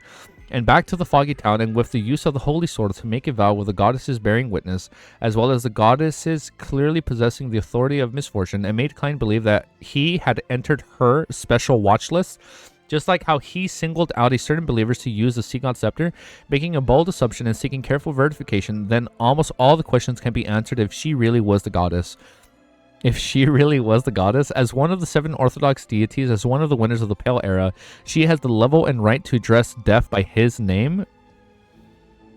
Oh shit. And having been labeled by her, once anything abnormal happens, such as entering a strange place like Death's treasure trove, she would definitely sense it and take the necessary actions in response. Furthermore, as it definitely requires some time, she didn't manage to stop at the beginning. To her, the artificial death or the Death's pathway uniqueness that had initially come to life clearly enhances her authority in the aspects of the repose and silence. It might even allow her to directly intrude into Death's domain, just like what the Mother Tree of Desire did in the Chained God. When Death perished, the 3 sequence 1 characteristics should have automatically separated. It's unknown who received them. Let me read that again. When Death perished, The 3 sequence 1 characteristics should have been automatically separated. It's unknown who received them. If the goddess is searching for them, perhaps the ruler of the ancient underworld, lady of all the undead, will be addressed to her title. Although Mr. AZIK had been pursued by the Church of the High Sequence Beyonders, he had ultimately never suffered any real threats. From the looks of it, the goddesses had been waiting all this time for today's development. Upon coming to this realization, Klein suddenly felt a little frightened. He was rather pious at the very least.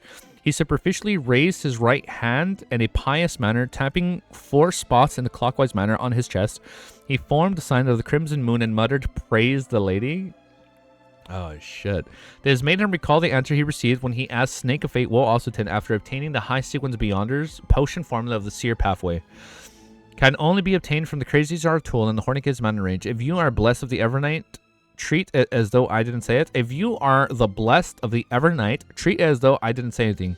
After the incident at the Foggy Town, Klein had already discovered that heading to the Hornicus Mountain Range and finding the Czar tool was the same choice. Even stealing the Antigonus family notebook from the St. Simon Cathedral basement and up to this day, he realized that the second line was not without meaning. He stroked his chin and muttered, "Perhaps, maybe, possibility, I'm really considered a blessed of the Evernight." Towards this, Klein wasn't too unreceptive to it. On the one hand, he had spent the first few months after coming to this world with the Church of the Evernight Stinkin' Nighthawks team. He had a group of great teammates and colleagues. He had a rather heartwarming life, an acceptable idea. To this day, he still recalled the past. Therefore, although he wasn't a worshipper of the Evernight goddess, he was very accepting of this deity. On the other hand, at least on what he had seen to this day, the Evernight goddess had yet to show any ill intent. Instead, she had given him some blessings. Klein believed that since he had been specially marked, it was unlikely that he could be free from it anytime soon. All he could do was learn to accept it and make good use of it. Of course, I can't let down my guard. In addition, I need to lower the volume. My ears. In addition, I lose my place.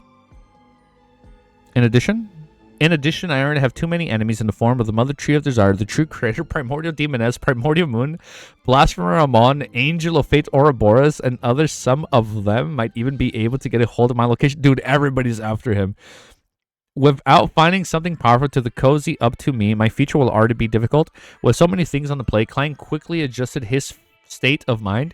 To him, as long as the goddess had labeled him as a monument, had labeled him from the moment he made a vow using the holy sword and not earlier, as well as not constantly monitoring him, he found it acceptable. At least from the special labels afforded to me by the Sea God Scepter, constant monitoring isn't possible. So she can't constantly monitor him. Mr. AZIK will be sleeping for a very long period of time. The goddesses can't just do a divine descent as she pleases.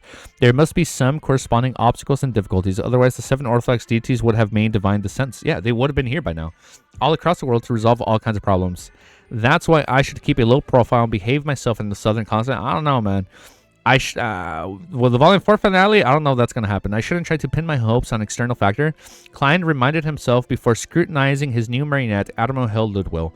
To be frank, he was rather curious about the face hidden beneath the silver mask.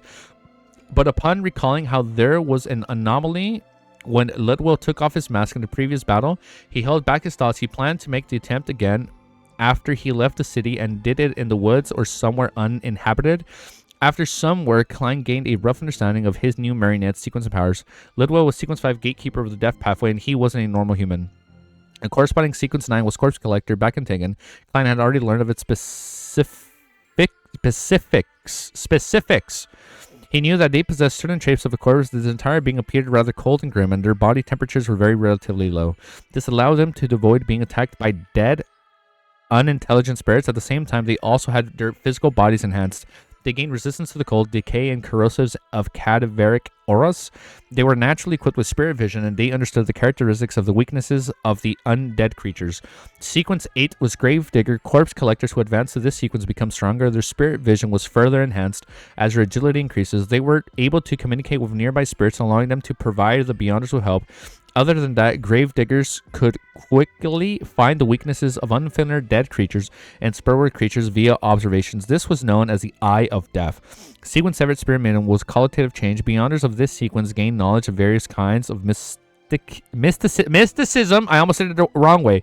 mysticism rituals related to the spirits. They could directly communicate with the natural spirits and loitering dead souls in the real world. Hence, they had informants everywhere. At the same time, they could use different spirits to actualize different kinds of magic, creating varying kinds of supernatural phenomenon in a rather multifaceted way. Sequence 6, Spirit Guide, and Sequence 5, Gatekeeper didn't experience a qualitative change from the spirit medium other than an increase in the range of communication. So that's why Dally was able to sense them. Spirit Guides began evolving them because of her range, her new range. Spirit Guides began involving themselves with the spirit world as they began hiring messengers and receiving the help of certain spirit world creatures. Gatekeeper could sense the entrance to the underworld, allowing them to control the dead spirits inside.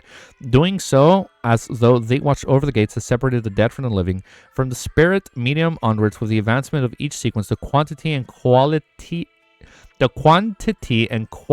of the natural spirits, undead creatures, spirits, world creatures that the Beyonders could control and order increased exponentially. Spirit Guides gained the use of additional language of the dead that circumvented the protection provided by one's physical body. Focused on the ability to communicate with the spirit body, the ability was enhanced to giving an order to the point of slavery. Gatekeepers could even open the mysterious gate that separated life and death to a certain extent, opening the gates to the underworld. If it wasn't for the natural restraints that the AZIK's copper whistle had on the corpse collector's pathway control over spirits, I probably wouldn't have even had what it takes to find Admiral Help back then. And even now, if not for traveling to ensure my safety, I might not even be able to finish off Ludwell well. Even if I use demigod level powers in the future, I have to take note when taking revenge on Instant Go.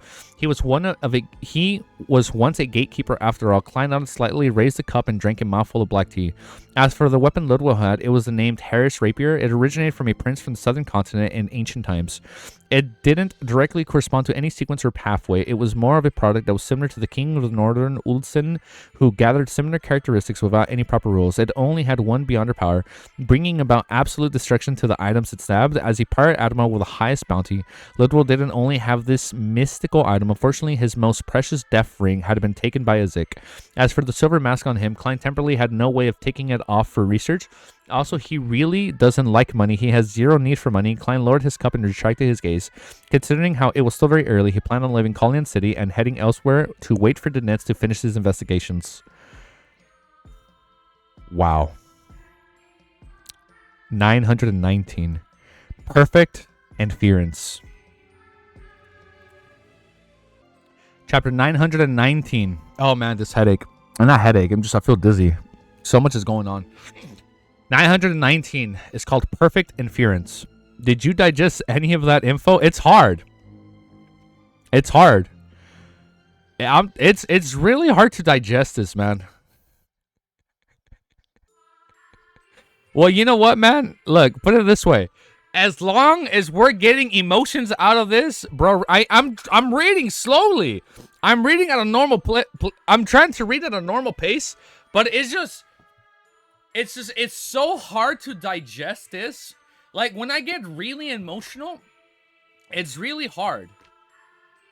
You gotta do the acting method. I gotta do the acting method. I know what I'm reading. Oh, man. I'm just so lightheaded. This is so good. I feel bad for AZIK, man. So he's in slumber. He's getting ready for death. He's gonna be reborn. Wait. Now, this is the part I didn't get. So what happened to the artificial death? She separated him. I'm dying a little bit on the east side. I'm dying a little bit on the inside. On the east side, I was trying to say easy. I'm trying a little. Easy's dying a little. I was about to speak in third person. Easy's dying on the inside. I'm dying a little bit. Because she separated it, right? Mommy took it. Like, I get the part where she separated it and she left, but I don't remember if she did take it. Okay. Give or take 12. Okay, so she did take it. Because I'm like, what happened to it? Like, they didn't say she took it. I think she did. Took it. That's what she said to them, bro. Okay. Man, this is too much.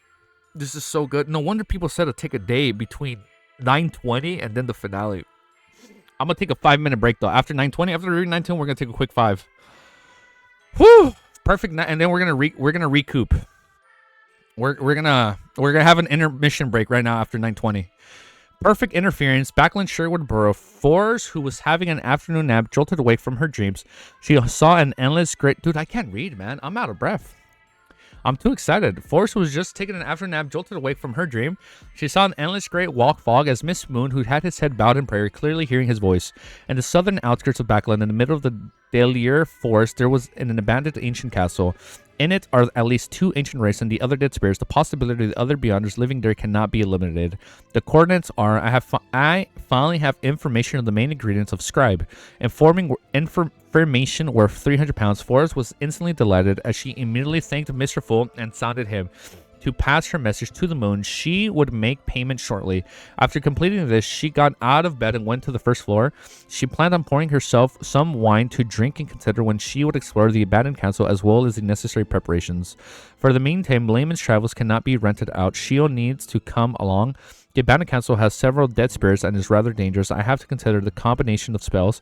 If there's anything lacking or not specialized, I'll hire Mr. World, Mr. Hangman, and the Sun to record the corresponding Beyonder powers. Although Forrest lacked actual combat experience, she had been mixed with Beyonder circles for years. Later, she joined the Terry Club, and having heard of the scene much, she naturally knew the need for preparations before any adventures. As for directly hiring Mr. World to do it, she had long struck it off of her list of options. She believed that giving the spoils and her savings to him wasn't enough to hire him. Of course, if her attempts at exploration proved that the abandoned castle was extremely dangerous, something that beyond her sequence could enter, she would have no choice but to shoulder an enormous debt. After all, there was only hope and the future from being alive. How does it feel to be reading this arc after episode 6? It's good. It's really good. In theory, I shouldn't reach that stage. There are still 2 demigod level Beyonder powers left on layman's travels from Mr. World. At most, I'll use it first and think of the means to make up for it in the future.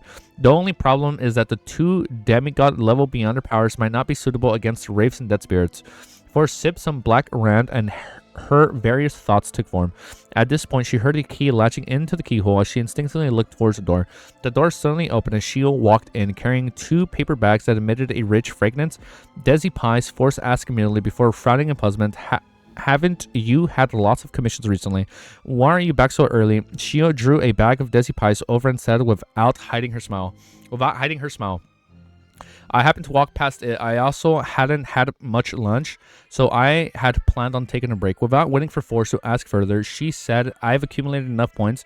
I can soon exchange them for the interrogator potion formula. Although her monitoring of the Royal Guard Captain, Viscount Stratford, had any significant progress, it was the kind that accumulated points on a daily basis. All she needed to do was submit a passable report every week to receive the corresponding bounty. Therefore, together with the other commissions and their varying levels of success, Shio had already earned enough to obtain the interrogator potion formula. Finally, Force sincerely felt happy for her friend. Then she took out the wine cup in her hand. Shall we celebrate with a drink? At the same time, she also had thought of something pertaining to herself. This is great. After becoming a Sequence 7, Shio should have experienced a qualitative change. It will make exploring the ancient castle a sure thing. Shio looked at the transparent liquid in the cup before shaking her head incessantly.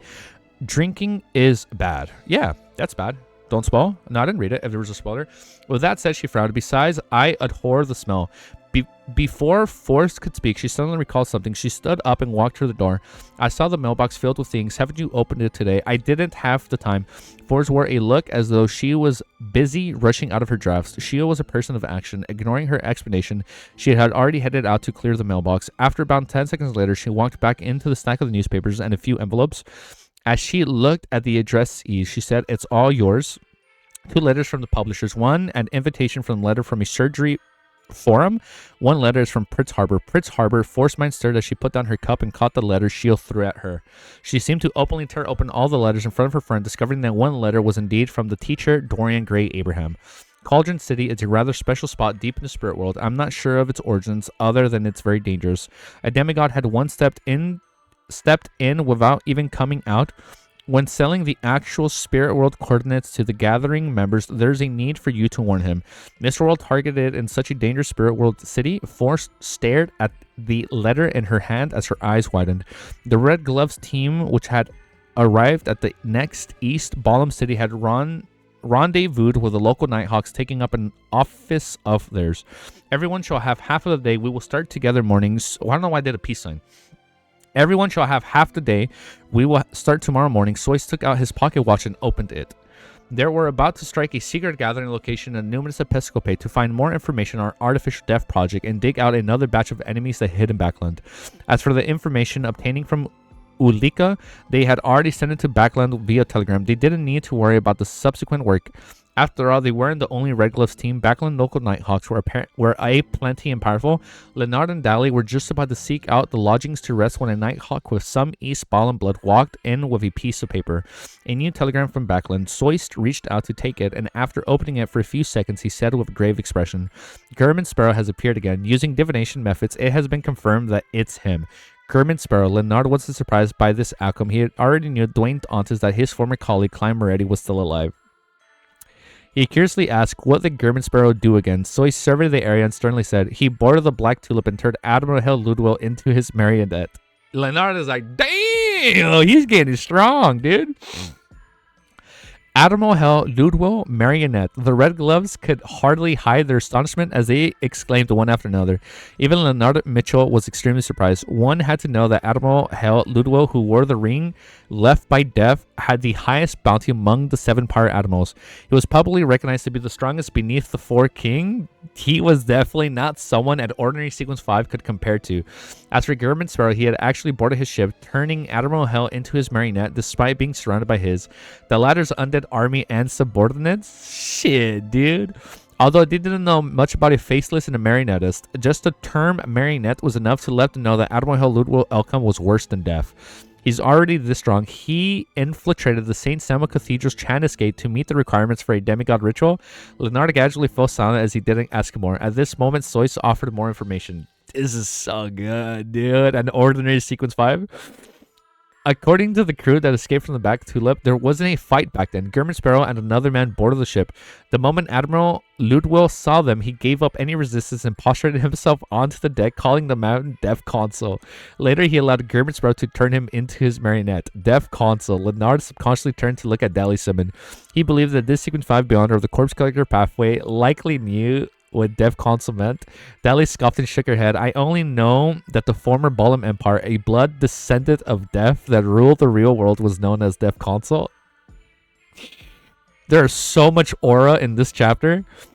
However, the numinous Episcopate's royal faction's leader had never called himself Death Consul. Another Red Glove, Cindy, mentioned in puzzlement. This was rather open knowledge amongst the Nighthawks. So those that reached Sequence 5 and above, or those who joined the Red Gloves, had the right to privy of this information. As for artificial death faction, it was even more unlikely for any of them to call themselves Death Consul. Who knows, perhaps the numinous Episcopate had fractured again. Now there's an additional Death Consul faction. Dally first made a casual comment before she thought and said, German Sparrow has a mysterious origin. His motives in infiltrating Chandis Gate is unknown. One person knows. Perhaps it really is related to the numinous Episcopate. The numinous Episcopate had always been a main target of the Church of EVERNIGHT, had been trying to take down. The conflict between the two ran deep. Her statement reminded Leonard Mitchell of something because he knew that German Sparrow was Klein Moretti. Furthermore, he joined a secret organization that worshipped the Fool and represented itself with tarot cards and had working relationships with the numinous Episcopate. In the few factions of the numinous Episcopate, there's no Death Consul. Admiral Hell Ludwell can almost be confirmed to be an arm of the numinous Episcopate. Dealing with him is equivalent to dealing with the numinous Episcopate. Dwayne Dantes once said that the members of the secret organization came from different places with different goals.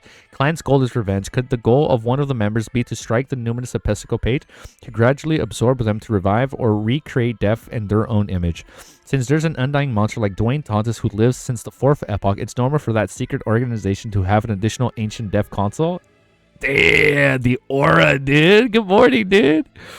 Oh, this shit is good, dude. Leonard, perhaps his corresponding tarot card is death. I skipped the line. Oh, shit. Since there's an undying monster like Dwayne Dantes who's lived since the 4th epoch, it's normal for the secret organization to have an additional ancient Death Consul. Perhaps his corresponding tarot card is death. As his mind raced, Leonard began believing that he had obtained the truth. Then he made a connection with certain details. Dwayne Dantes is an undying creature who had lived since the 4th epoch. He is so close to the truth. He knows the southern continent very well. He recently left Backland and had gone missing. Leonardo was alarmed, taking this opportunity while his teammates were in discussion.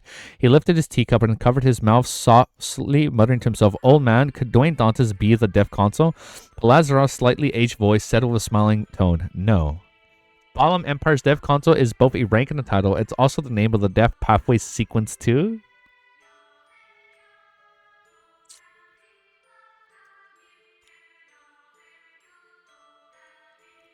We know that. Balam's Empire Deaf Consul. Wait, no, I don't remember this.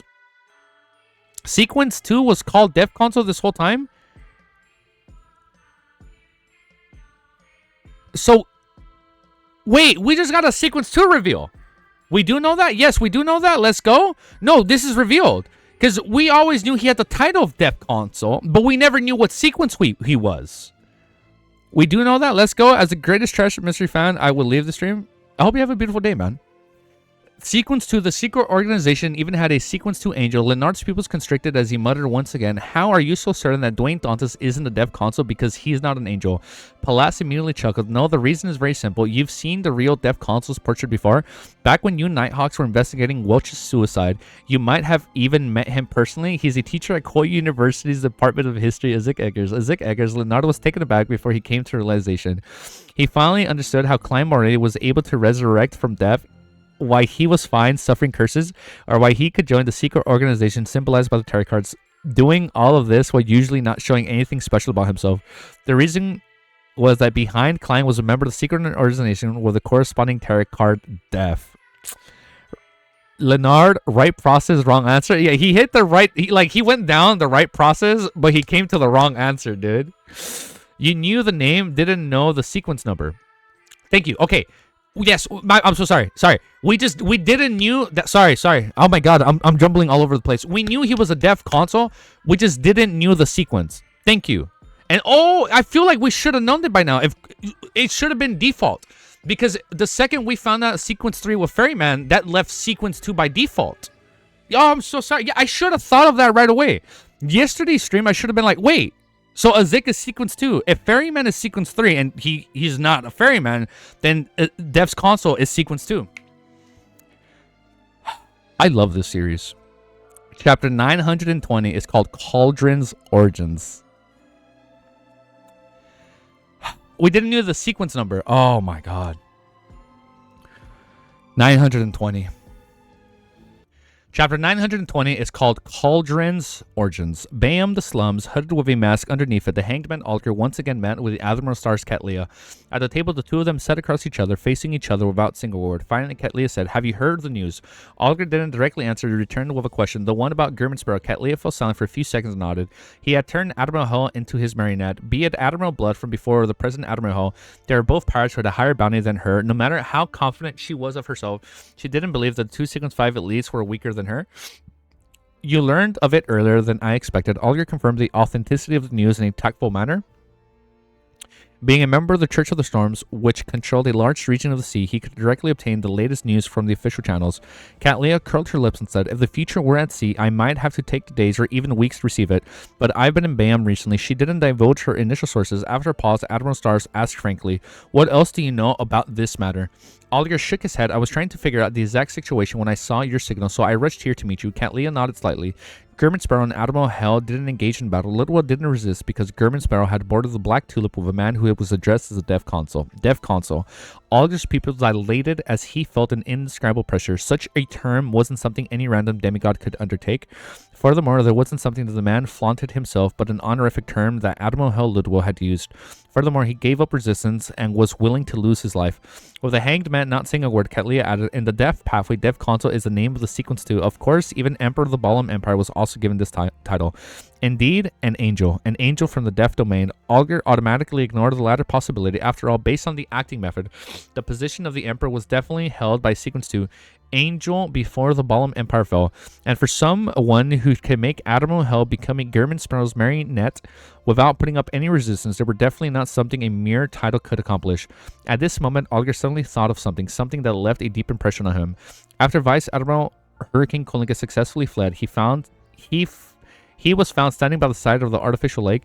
His face had rapidly rotted with pieces of flesh. Oh, so now he figured it out that it was him. He figured out that it was AZIK. Had rapidly rotted with pieces of flesh falling off. Even his eyeballs had rolled out of their sockets. It was undoubtedly the damage dealt by a potent force from the death domain. And Algar later confirmed that it was done by Mr. Fool's Blessed. And now he's like, oh, it's AZIK.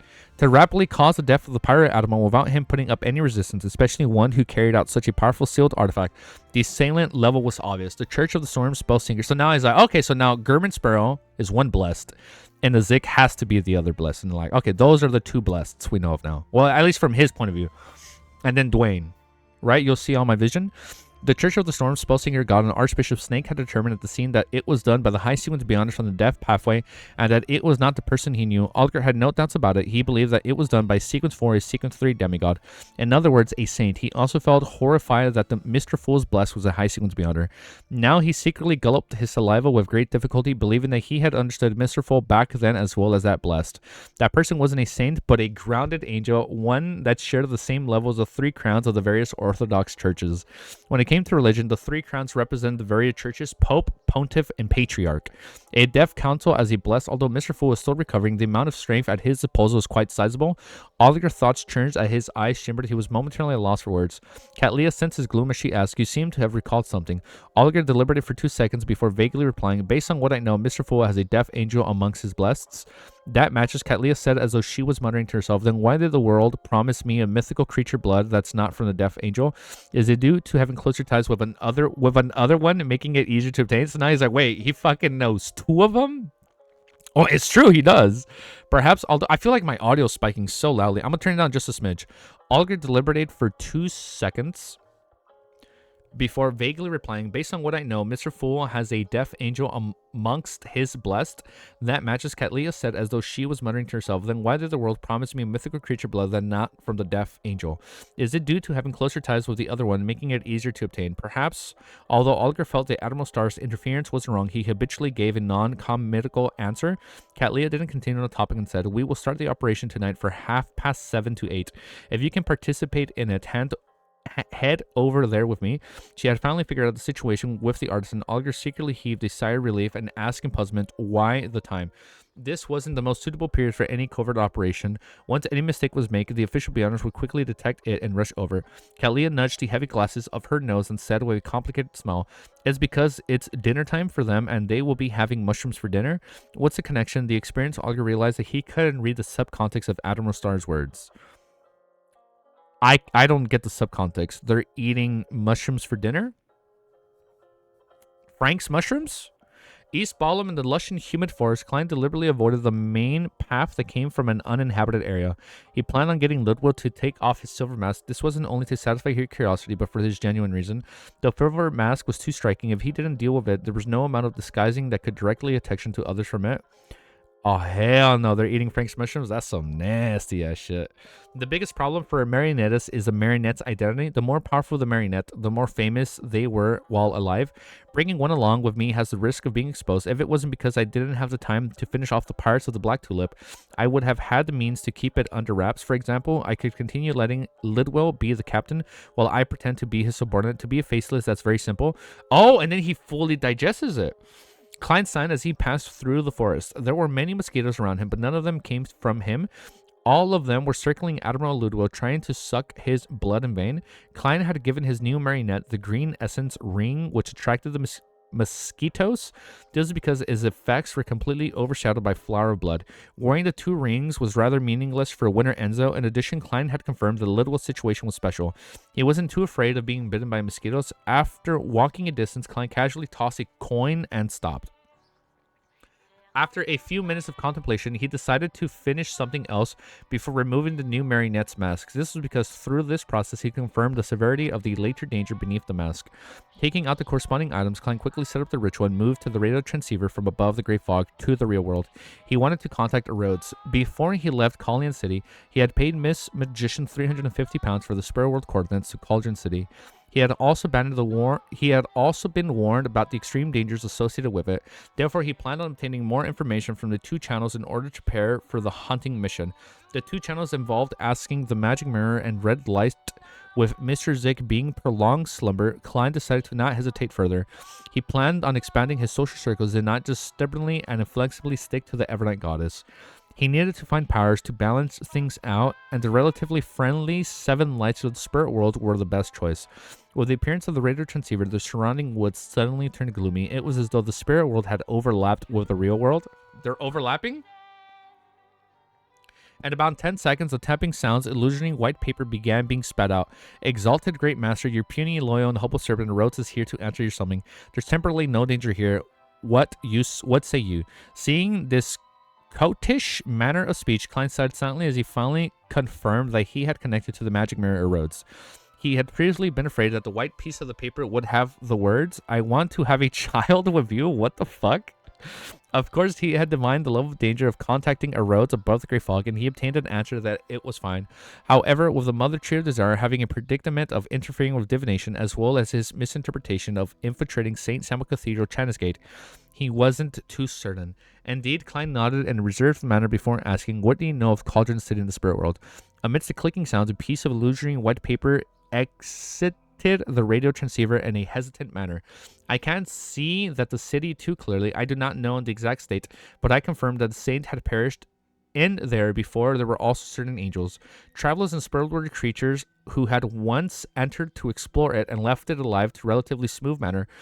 However, none of them got much out of it. Also, I know the origins of that city." Without waiting for Klein to press, more illusory white paper spat out amidst clicking sounds.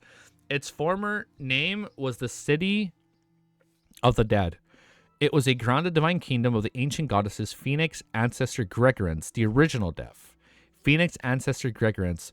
Ever since the ancient goddess opened up the underworld, her divine kingdom was moved there. Wait, when we were talking about death,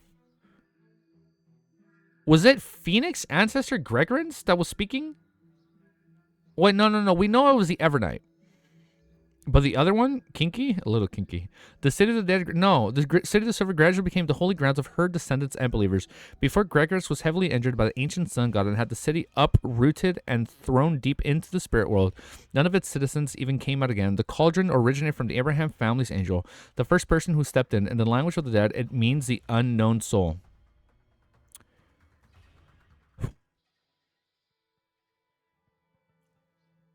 We need to take a 5-minute intermission break. 921. Before that, we need to talk, man. All right. So, just to be sure, her, aka, oh, I said Gregorence? My bad, I meant Gregorence. By the way, Cuttlefish revealed the birthday of Mr. Door like 3 days ago. So, it was revealed that the Lady of the Night, the Angel of Concealment 0017, can be a vessel for the Evernight goddess's descent. That was revealed. So she can be like a vessel for her to descend upon the world. My bad, sorry, the Lady of the Night. So the Lady of the Night, the Angel of Concealment 017, is a vessel that the Evernight goddesses use to descend. Right? And because the death pathway, the sleepless pathway, I forgot what was the other one. No, wait. Because of the sleep, the death pathway and the full, oh my god, because of their pathways, because they're interchangeable, she directly answered his call. No, it was written that the artifact can't be used. The only time it moves is when the Evernight descends on it. Wait, what artifact are we talking? Oh, wait, no. Oh, so we're talking about 017. 017 can't be used. The only time it moves is when the Evernight descends on it. So that implies that when the angel smiled at Klein at the end of Volume 2, it wasn't the angel. It was actually the Evernight goddess herself that smiled at him. Now, why would she... Oh, did she smile at him because he's technically a blessed of the Evernight? It was the Evernight. Oh my god. So it's like, because he was a blessed of the Evernight, he technically still is. She helped him. The Evernight goddess stands higher than the cosmos sand, more eternal the eternity. The mother of concealment, the empress of misfortune and horror, mistress of repose and silence. Praise the lady. Yes, you'll know. Yes, death, overnight, and combat pathway. Yeah, because they're interchangeable. That's why she helped AZIK. That implies she's also personally took him to the foggy town. Yeah, so it's like now I'm having so many. I mean, she is Evernight, so she chooses her blessed. But now I'm like, why did she want Klein to go to Foggy Town? What the fuck is her plan? And then the whole thing with AZIK, I find it so bittersweet that AZIK chose to keep his current lifestyle, die and be reborn. You think it's to help her advance? Oh, I mean, I know it's to help. I know it's to help him advance, but why does she want him to become the Fool?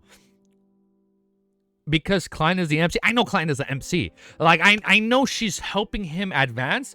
I just don't know why. Like, is she just helping him to advance because she wants the Fool to pull a prank on him? That's probably why. Not exactly, because the angel had the effect of making people near it disappear. Little prank. She's pulling a prank. Oh my god. This is such a good, complicated series. I'm telling you, man. I don't think I have ever read anything this complicated in my life. And me saying it's complicated probably sounds like a skill issue. It's so hard for me to grasp this because since I'm reading it live with you guys, don't worry, I didn't read the message if it was an accidental spoiler. Hope it's okay. Create series. I've never in my life have read anything this complicated before. In volume 7, we're probably gonna learn more stuff. It's such a good series. But you know what, man? You guys have had more time to fully digest this because you read it all. You guys read it to yourself. You guys took your time at your own pace. And then you guys were probably able to like look up stuff ahead. I'm not looking. Oh, I got the bug. Hell yeah, I got the bug. Oh, man. This is such a beautiful series. And then you know what's the thing that's fucking crazy? Chapter 1 of Lord of the Mysteries is called Crimson. Crimson. Why is it called Crimson? The Crimson Moon? The Crimson Moon, the Evernight goddess? And it's like literally the red moon is on the cover. I really feel like the red moon, the Evernight goddess, I don't know how all this relates to the Fool. That's what I want to know. Damn, my version is ugly as fuck. Sugar mommy. Maybe you know what? Maybe she just wants to be a sugar mommy. That's probably all it is. Let me take a quick 5, and then we're going to keep reading. Oh, man. It was so crazy when the artificial death with, like, its big mutated form, but has the same face, is looking at AZIK's face, and they were just looking, like, when they were looking at each other in silence, bro, that shit gave me chills. My heart was racing so much. I got so lightheaded reading that. Honestly, I feel like that in and of itself felt like a volume 4 finale. Like, and I don't know where volume 4 goes from here. People say volume 4 has such a goated finale, and I'm over here like, that was already so much more, like, that already alone was already more badass than all of volume 1 and 2 and 3. And it's just like, I don't know how we can top it. Like, that was such a personal, like, well done arc. And I don't know how we can one-up it. Let me get a quick 5, man. I need some fucking tea in my system. I'm gonna go get some tea. I'll be right back. Bet, but Easy knows it. I don't know what you guys are talking about. All right, you guys can, if you guys have any more explaining, you put it down in the chat while I run to the kitchen and turn on the kettle. Don't worry, I'll be reading the messages just in case. Every new book version came out. My version keeps losing, bro. I can't do this. Yeah, we always gotta upgrade our versions, man. He spoiled himself in the wiki. He said, "I've never spoiled myself in the wiki." Me? The only thing I've ever been spoiled in the wiki, I've told you guys this before. I've only ever read Sequence 0 Giant. And I'm like, okay, I guess that's on the nose because Father Trotsky had a lot of abilities that are giant-like. Or there's a lot of abilities where it's like you become giant-like. And then I remember like a few streams later, we read, oh, Sequence 0 is alleged Sequence 0 Giant. I'm like, okay, that's the only thing I know. Bro, so it wasn't a spoiler? Bro, so it wasn't. Yeah, I know. And you know what? Do I know any other spoilers? No. I think you guys have spoiled something in the... Oh, I do remember one spoiler. I'm resetting the spoiler. I actually know one spoiler that somebody said something. Okay, this is the only other spoiler I know. I'm gonna keep it a $1.50. I don't know if it's true, but everybody got really mad when somebody said this. Like, bro, why would you say that? He got timed out for a good minute. It was like, did you notice that in the artwork for Volume 2, Roselle's arm looked mechanical? I don't know what he was implying from that. That's the only other quote-unquote spoiler I know. But I'll be right back. Chapter 921, as we wait for our tea to cool down. Politeness first. When it came to understanding of the ancient gods, Klein knew as much as many high sequence beyonders. After all, he had the city of Silver, who had continued on from the second epoch to this day behind him. Those corresponding myths that were passed down in the ages had left plenty of influences. Based on what he knew, Phoenix's ancestor Gregorus was a so-called ancient goddess. Because of the City of Silver's creator, the ancient sun god, who eventually ended up being consumed by the kings of the angels, dealt heavy damage to her. Eventually, she perished towards the end of the second epoch. However, her influence had yet to dissipate to this day. Signs of her existence remained because she was the founder of the underworld. I remember that. City of the Dead, Unknown Soul, Ancient Goddesses. It sounds very dangerous. Klein looked at the radio transceiver in front of him and fell silent. Tap, tap, tap. Another piece of illusory white paper spat out. Apart from that, I'm unsure of the rest. Great master, I have a suggestion. Would you like to hear it? That's a nice question. Klein reined in his thoughts and nodded gently. Speak. The clacking of the radio transceiver became increasingly brisker as a new line of text quickly appeared on the illusory white paper. Regarding Calderón City, you can ask Red Light Arur Moria. Woo, okay. I still have to ask a Red Light in the end. Klein nodded silently and switched to asking, is there any danger if I were to remove Admiral Hell Ludwig's mask? No. A decisive answer appeared before Klein's eyes. That's good, he thought, and said, let's end it here for today. Great master, wise master, in another 1 or 2 minutes, a gaze will be cast here. Your loyal and hopeful servant in Rhodes will await your next summoning. Goodbye. The radio transceiver began tapping without any hesitation. Another 1 or 2 minutes. Why didn't you say so earlier? Klein was alarmed as though he was seeing a countdown timer on a bomb. He hurriedly used the alternate material he had yet to clear up to see a sacrificial ritual. He then threw the radio transceiver above the gray fog. After doing all this and confirming that there weren't any abnormalities about him, Klein made Ludwig walk to the side and not face him directly as he took off the silver mask. A gloomy pale white light spewed out from it, but it wasn't exaggerated in his battle between Klein and Ludwig. It only enveloped a small region like an extinguishing candle. Meanwhile, as a radio transceiver he had been sent above the gray fog, the gloomy cold feeling that had disappeared in the nearby forest appeared again. Furthermore, it had been an indescribable sense of horror that struck at the heart. This reminded Klein of a cemetery and the legendary underworld. After waiting for a few seconds, seeing that there weren't any additional abnormal developments, he made his own marionette, Winter Enzo, to the circle to Ludwig's front and carefully observed the face that had been masked for extended periods of time. The face lacked flesh. Its skin clung tightly to his bones without any colors. It was a translucent as crystal. Beneath the crystal, transparent, indescribable shadows quickly flowed out, at times fusing with the skull, and at other times they shrank in the gap, sacrificing of his teeth. Compared to the first 1 or 2 months of his transmigration, Klein would have been shocked by Admiral Hell's appearance, but now, having already seen all kinds of odd rampages and mutated bodies, he wasn't shocked by such looks. Wait, how does he exactly look? Beneath the crystal, transparent and indescribable shadows quickly flowed out, at times fusing with the skull. Wait, let me read this. The face lacked flesh. Its skin clung tightly to it clung tightly to his bones without any color, as a translucent as crystal. Beneath, also that's the part where I meant, I was like, what crystal? What's translucent? It was as translucent as crystal. Beneath the crystal, transparent and indescribable shadows quickly flowed out, at times fusing with the skull, and other times they shrank and gaps, surfacing on his teeth. Ugh. Compared to the first 1 or 2 months of his transmigration, Klein would have been shocked by Admiral Hell's appearance, but now, having seen all kinds of odd rampagers and mutated bodies, he wasn't shocked by such looks. After another round of research, Klein completely figured out Ludwig's condition. After all of this stemmed from his unique traits of him being a gatekeeper. At Sequence 5, after becoming a gatekeeper, Beyonders could use their bodies as cages that belonged exclusively to the underworld, allowing them to contain a certain number of souls. Wait, you can contain them? Music too low? Let me raise it a bit. So you can contain them with your soul. Another purpose of gatekeepers as an ancient role to guard the underworld in their bodies, preventing the souls contained within from escaping and to use them. This similarly had the symbol of a pair of double illusionary doors. And after ancient deaf Phoenix ancestor Gregors created the underworld, it was bestowed a small amount of deaf pathways authority to all gatekeepers. This made beyonders of this sequence receive an enhancement in strength. The reason why Ludwell kept wearing the mask was because he had contained a powerful underworld creature in him. On the other hand, this creature could be used by him, so now Klein could be able to use it. And on the other hand, it was eroding his body, turning him into a half-human, half-dead existence. At the same time, so he was already like 1 foot into the grave. At the same time, ultimately, this creature was innately connected to the underworld. It was attempting to open a door and return. And this is how Klein can go speak to the red light.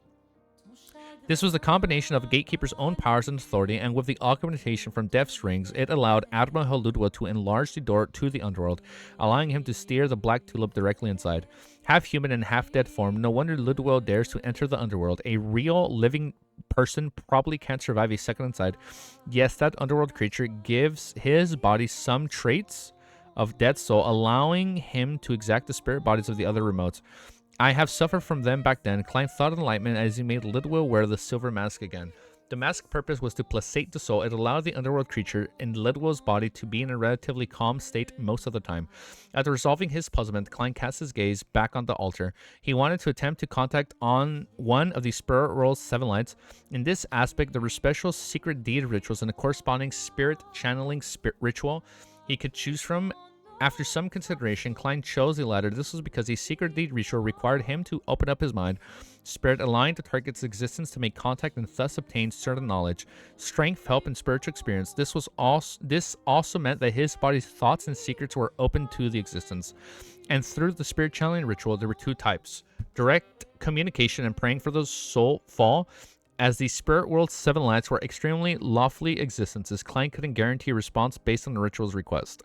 Therefore, although he wished to communicate remotely via spirit channeling, he had to make preparations for the soul fall to show his sincerity. Lighting 3 candles in dripping liquids like mint and essential oils. Klein specially took out a paper figurine and placed it on the altar of the vessel of the soul fall. If there wasn't anything similar, the supplicating target would soul fall onto him, just like how the Nits had requested Vice Admiral Iceberg Edwina's soul fall back then. There were also 2 scenarios. First, the possessed body would lose all their essences, and they would have the corresponding existence control a certain part of their body so as to facilitate providing a question and answer. The simplest example was one using the mouth to speak while the other controlled a hand to write. Klein quickly completed the first part of the ritual before he took a step back, opened his mouth, and chanted in ancient Hermes, I summon in my name. I pray to communicate with the inextinguishable light of the spirit world, the embodiment of infinite knowledge, the red who wields authority and will. Are you recording it? Yeah, we're recording. No, we're good, guys. Yeah, we're recording. The biggest difference between the spirit channeling ritual and ordinary ones was that it couldn't be direct. 25 to go. But it couldn't be directed by deities, be it the Evernight goddess or the god of knowledge and wisdom. Their honorific names couldn't appear in the ritual or else it was bound to fail. From a mysticism angle, this meant that the spirit world's 7 light didn't serve any deity. As they're probably going to serve the Fool, or they're probably going to be connected to the Fool in some way. As the words that facilitated the communication with natural spirits were said, Klein saw the 3 flames burgeon as these splatting sounds connected together as though a door of light was opening. The area around the altar suddenly turned silent and dark as a pair of unknown eyes looked over from different areas. A cold, gloomy air blew past. Apart from the 3 candles, all the items on the altar floated in midair. Among them, the paper figurine staggered and straight on the surface was tainted with a thick, cleared red that didn't look bloody at all. Greetings, as Klein recalled the description of the spirit world's 7 lights from some mysticism books. He spoke by following the correct way of interacting that he had concluded. He acted like he was facing a teacher. Oh, you're right. When they take human manifestations, they would be like teachers, or they would be like very important figures. I remember that part. So yeah, he acted like he was facing a teacher. The bright red paper figurine head moved slightly as it let out an illusory but stern voice. Hello there. Quite polite. Indeed, spirit channeling became his soul fall. Thankfully, I made preparations. Various thoughts flashed in Klein's mind as he earnestly and politely asked, Your Excellency, Arir Moria, I have a question I would like to ask you. You can just call me Arir Moria. Please go ahead and ask. The paper figurine floated in midair, seeming to be competing with Klein about who was more polite. I wish to get information on Calderón City. Klein didn't change his attitude. After all, the foodaholic empire there was a proverb.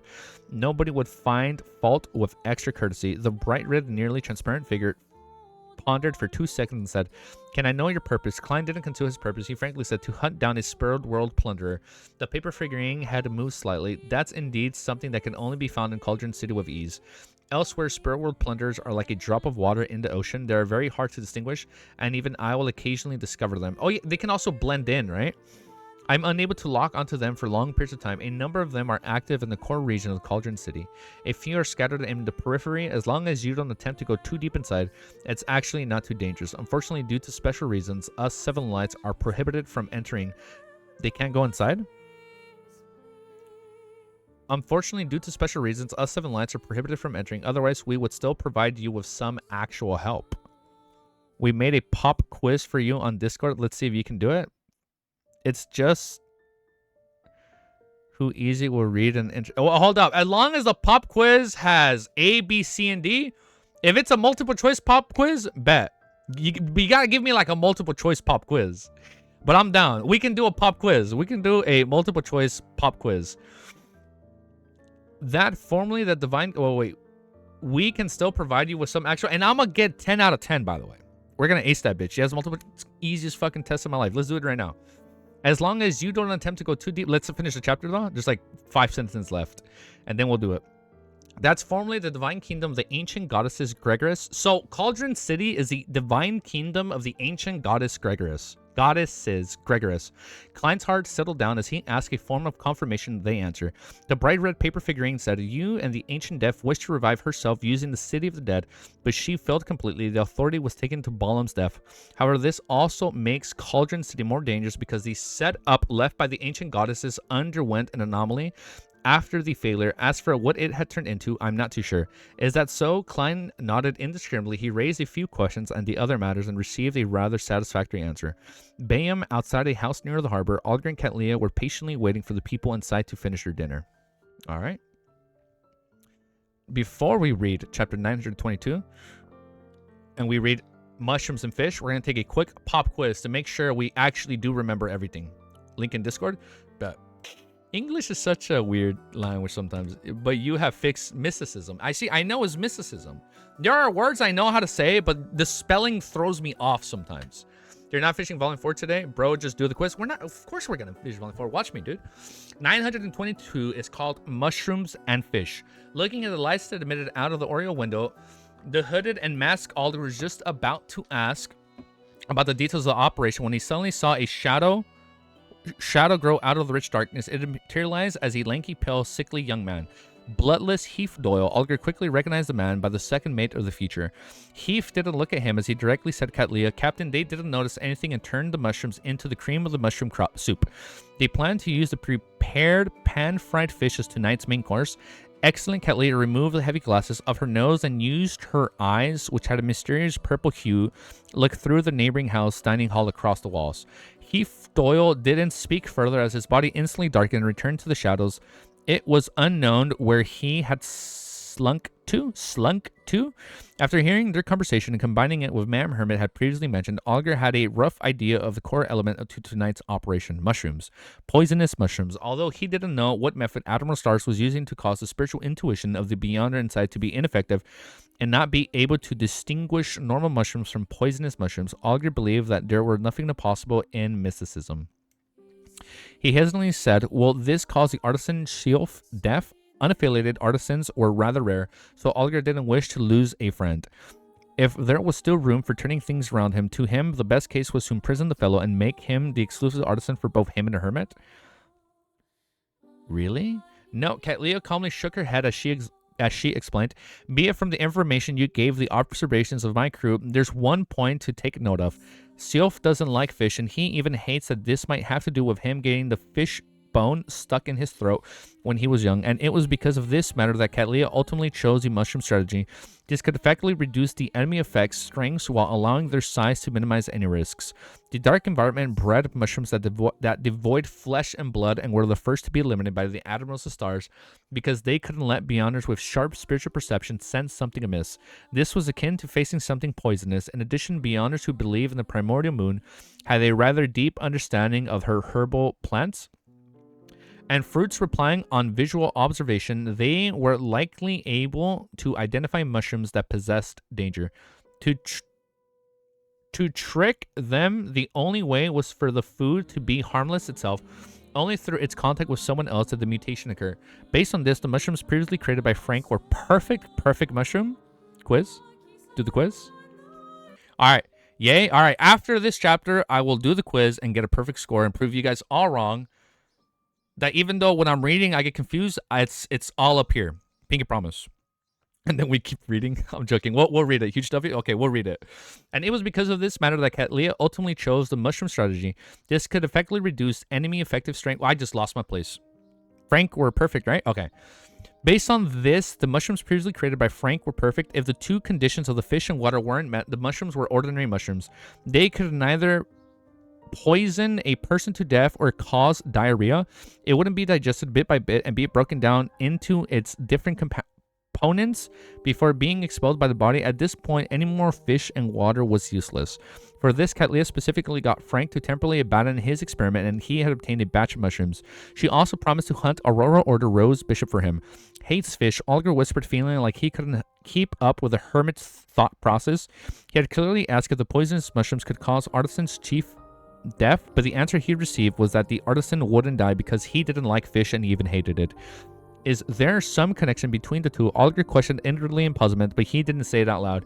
He maintained his silence, and he planned to observe more and take note. After a while, there were screams from inside the house, following by pangs of painful grunts and vomiting.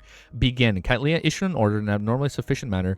Her figure instantly turned transparent, turning into a sculpture formed by countless stars. The sculpture shattered instantly as bright stars surged towards the house door and drilled through the gap. As stars gathered in sight, Cattleya figured to materialize. Then she heard the howling winds and sounds of collision. The door frame shook before the door opened. Wearing a hooded mask, Olger entered the targeted building, not to match the slower than Admiral stars.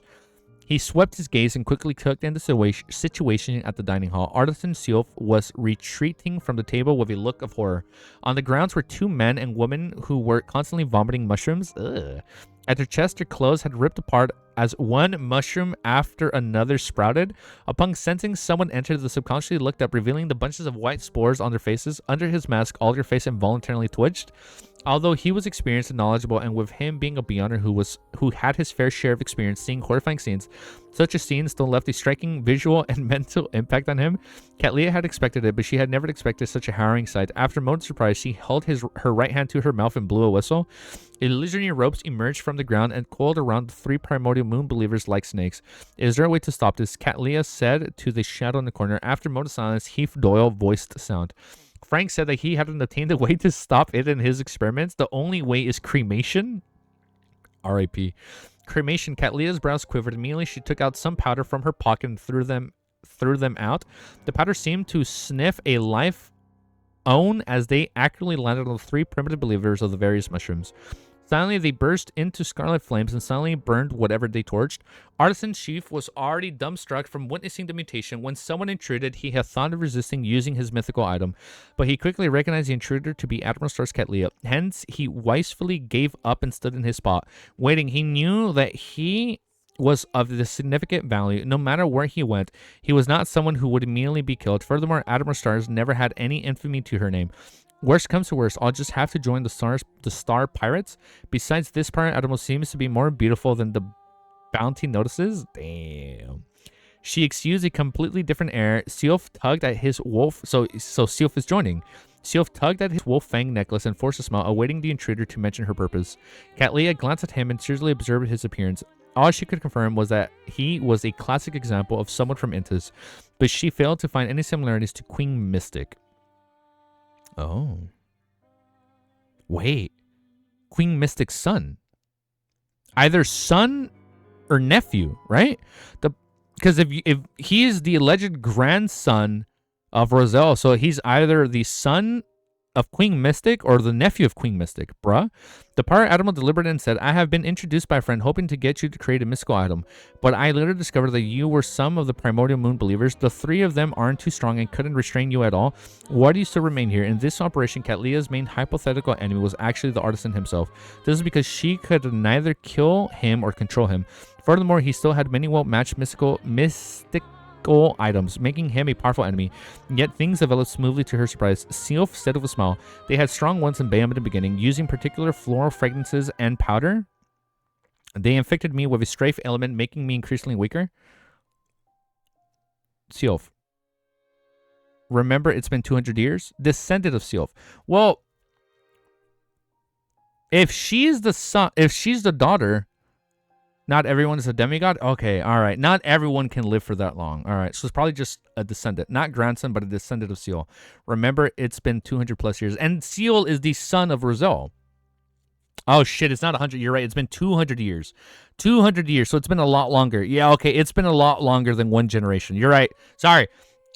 It's been a lot longer than one generation, and yes, thank you, Varsh. Not everyone is a demigod. Catlea casually sized him up and said, you have already recovered, so why aren't you taking this opportunity to escape?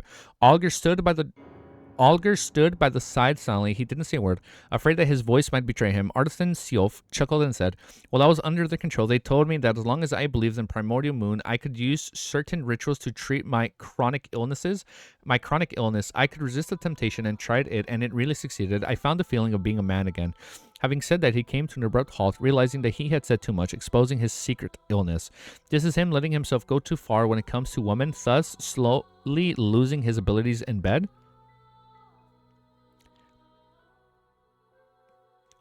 What? This is him letting himself go too far when it comes to women, thus slowly losing his abilities in bed. Alger chuckled. Yeah, that's what I'm saying. Does he have ED? Erectile dysfunction? Does he have ED? Alger chuckled angrily. Sylph looked up and glanced at them. Seeing that no one was mocking him, he coughed slightly and continued. It wasn't something that relied on medicine. I really recovered my young viral state. Later, I had 2 dreams of a moon that was bloody and very enticing. Enticing? I believe that I had already become a believer of the primordial moon, therefore I didn't dare to escape. Catlea and Alger silently exchanged gazes, simultaneously passing the death sentence on him. As long as someone truly believed in an evil god, devil, or some other existence, unless they were willing to continue it, the faith slowly became crazier. There was no regret. Even if they were protected by official Beyonder factions and didn't suffer any problems, prolonged periods, they might end up strangling themselves in their sleep years later. This was nearly unsalvageable unless they earned the right to receive the blessings of a grounded angel, like a pope of a major church, or if they accepted being isolated by certain sealed artifacts and living underground forever. Of course, under such situations, there were also many who did nothing and managed to live to ripe the old age before dying of a natural death. However, there were mostly ordinary people, targets that the evil gods, devils, and hidden existence easily ignored. As for Sylph, he was a very useful artisan. Roswell with an alien? Catlea didn't mention the primordial moon believers again. To her, it wasn't a big problem whether the artisan believed in the evil god, as long as he could be communicated with to reach a deal for cooperation and not go crazy from time to time. The other matters weren't something a pirate needed to be worried about. Yeah, especially with Frank on the ship, that's the least of their worries. So she switched topics and said, what mystical items do you have now? I'll choose a few and leave you with the rest. Towards such a development, Artisan Sylph wasn't too surprised. She was a pirate, not a policewoman. Doing a heist in passing was extremely normal. For her to leave him some items was something he should earnestly thank her for. In fact, with this level of items, it was possible for him to successfully escape if he went all out. But he lacked courage. Alright, Sylph took out a pair of grayish-white glasses from his breast pocket. Gargoyle glasses, as long as the sightless are met, it can cause the other parts to turn numb all over as though they are being petrified. There are 2 negative effects. First, if one wears it and looks into the mirror, one will turn numb as well. Second, one body will turn heavy, making one unagile. My bad. Isn't that the item I reserved? So it has already been made. Looking at the artisan, Alger couldn't help but narrow his eyes. All right. She can plunder me all day. She can plunder me all day. Hell yeah, brother. She can plunder me all day. She can take all my items. I'm cool with it. All right. So this is going to be two-part video. The stream keeps going, but the video is going to be two-part because we are going to now do our Jeopardy quiz. Okay. So make sure you guys keep watching. Wait, hold up. We are 2 hours and 16 minutes. We're going to end. We're not going to end stream. We're going to end the recording. We're going to do our Jeopardy quiz, prove that we perfectly get an A on this quiz, and show you guys that I remember everything. Thank you. That's multiple choice. If this shit was free response, I'll be honest, it'd be GG. But it's quiz time. So make sure you guys watch that. And if you're only watching the video, stick around. Oh, no, if you're in the live, stick around. Because we're going to finish this series today. We're going to power through this bitch. And we're going to finish all of Volume 4 today. All right, people watching the video, peace. And I'll see you in the next video.